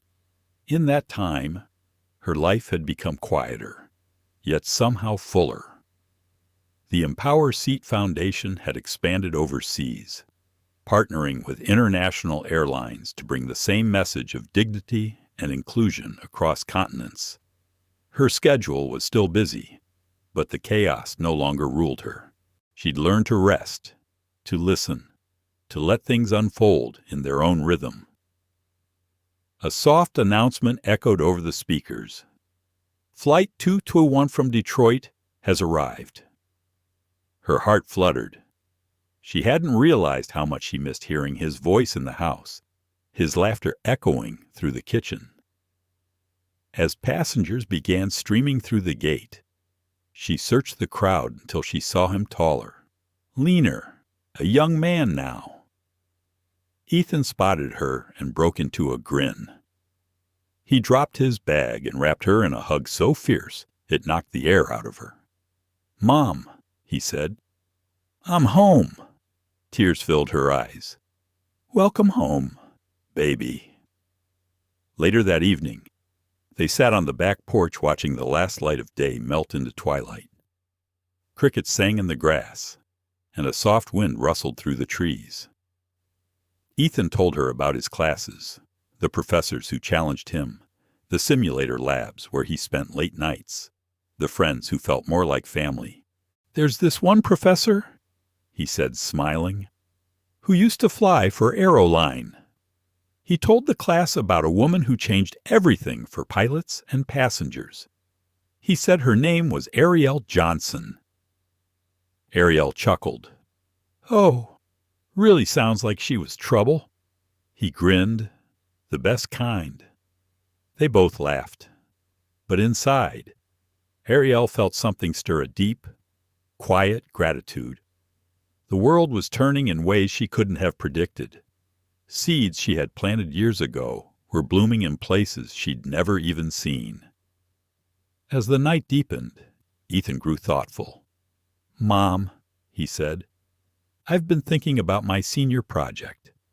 I want to design something that helps kids fall in love with flight the way I did.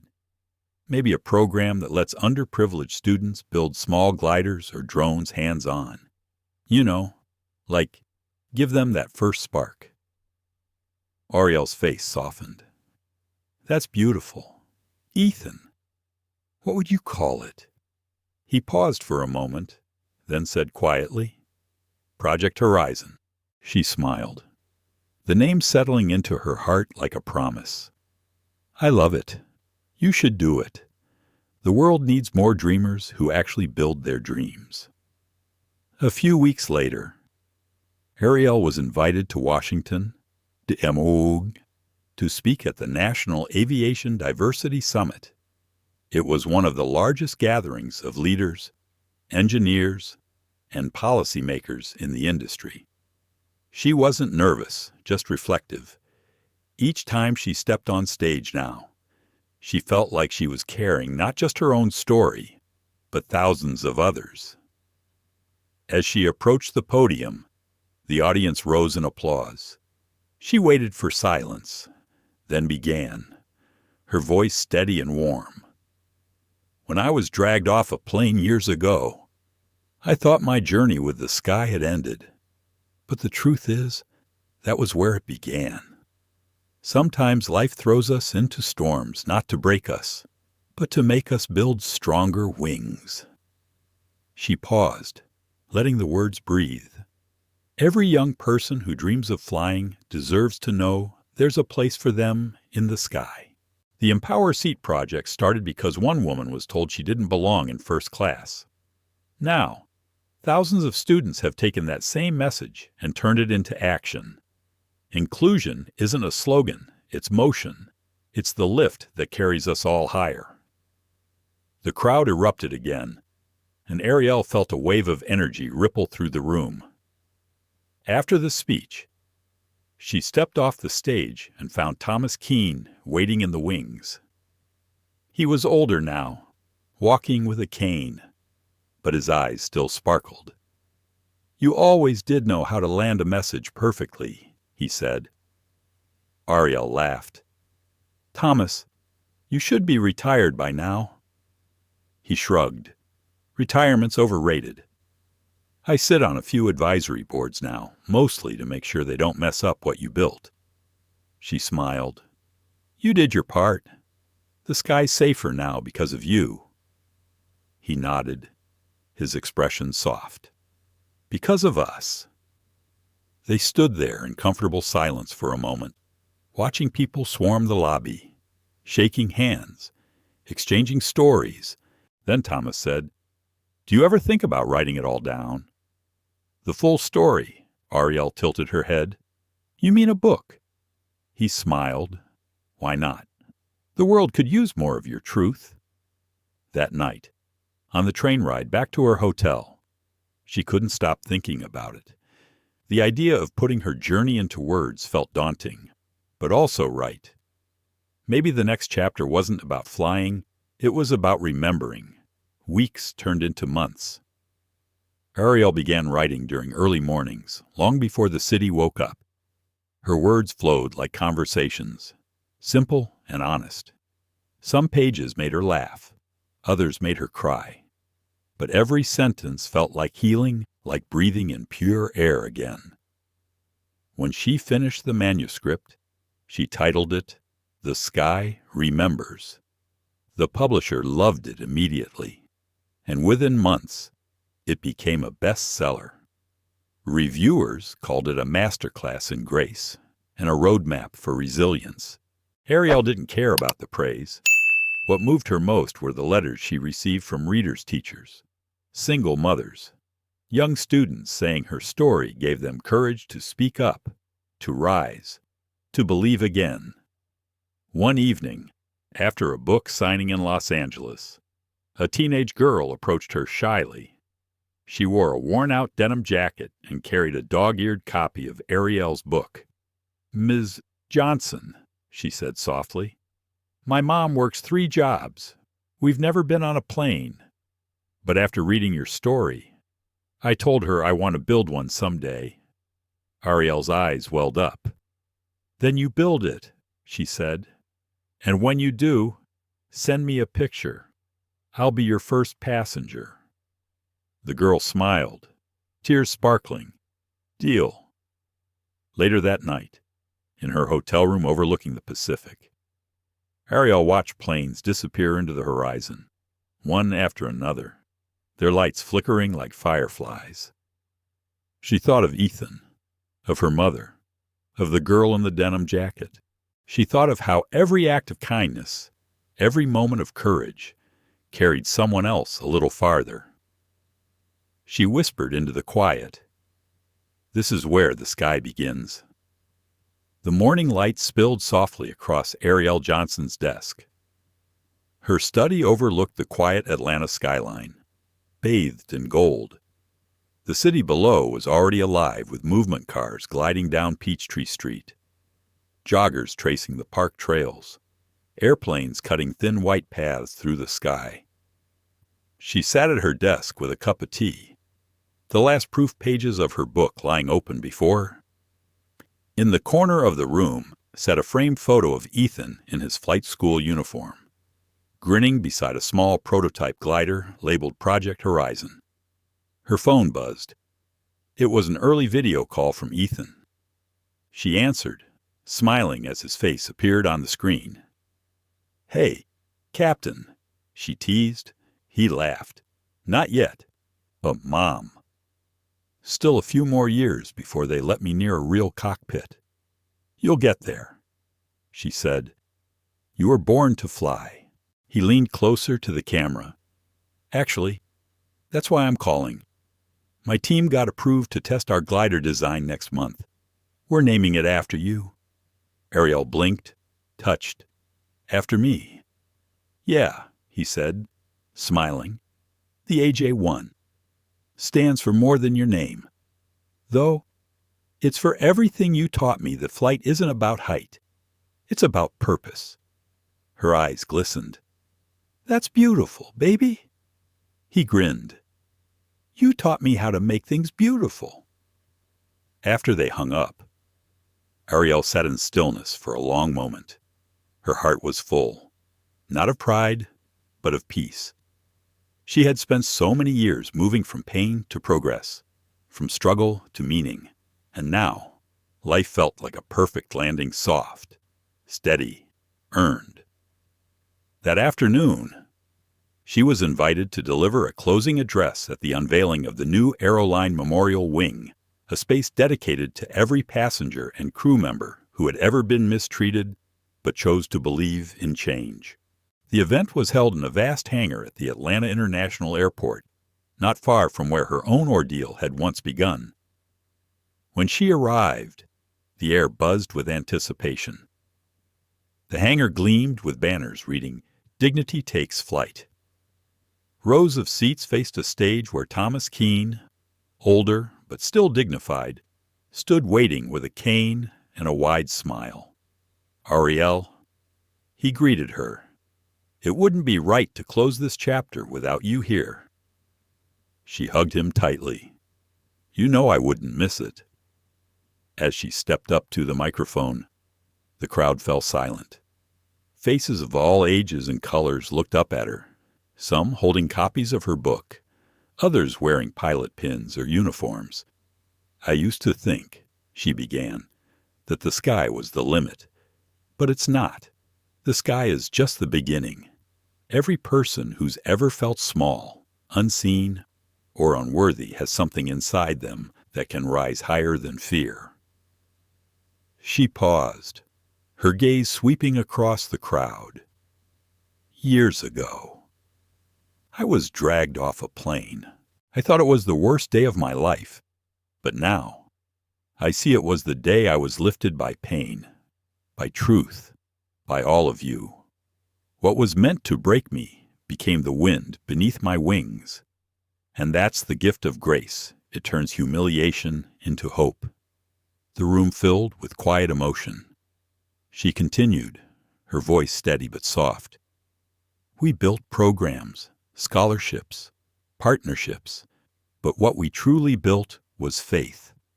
Faith that kindness can be strong, that justice can be gentle, that leadership can come from those who refuse to give up." When she finished, the applause was thunderous. People rose to their feet, clapping, crying, cheering her name. Thomas joined her on stage, shaking his head in admiration. "You've turned turbulence into legacy," he said quietly. She smiled. "No, Thomas, we did." Later that evening, after the crowd had left and the hangar had grown quiet again, Arielle walked along the runway by herself. The sky above was turning violet, dotted with stars. A single plane took off in the distance, its engines roaring into the open night. She watched until it disappeared. Her thoughts drifted to her mother, her voice, her lessons, her love. She remembered the first time she ever flew. A little girl clutching her mother's hand, staring out the window in awe. That same awe filled her again now. The sky hadn't changed. Only she had. Her phone buzzed once more. A text from Ethan. "We did a test flight today. Mom, the AJ-1 glided perfectly. Feels like you were right there with us." Arielle smiled, her eyes glistening as she whispered to the wind. "I was, over the next few years." The Empower Seat Foundation merged with global partners, creating mentorship hubs in 20 countries. Arielle's story became part of leadership training for corporations worldwide. But she never saw herself as a hero. She saw herself as a bridge between pain and purpose, silence and voice, ground and sky. When her book The Sky Remembers won the National Human Spirit Award, she stood on stage with humility, thanking every hand that had lifted hers along the way. "I didn't climb alone," she told the audience. "Every person who ever believed in kindness climbed with me." And even as the world celebrated her, she remained the same woman who once sat quietly by an airplane window, holding her son's hand, dreaming of a world where dignity didn't need to be earned.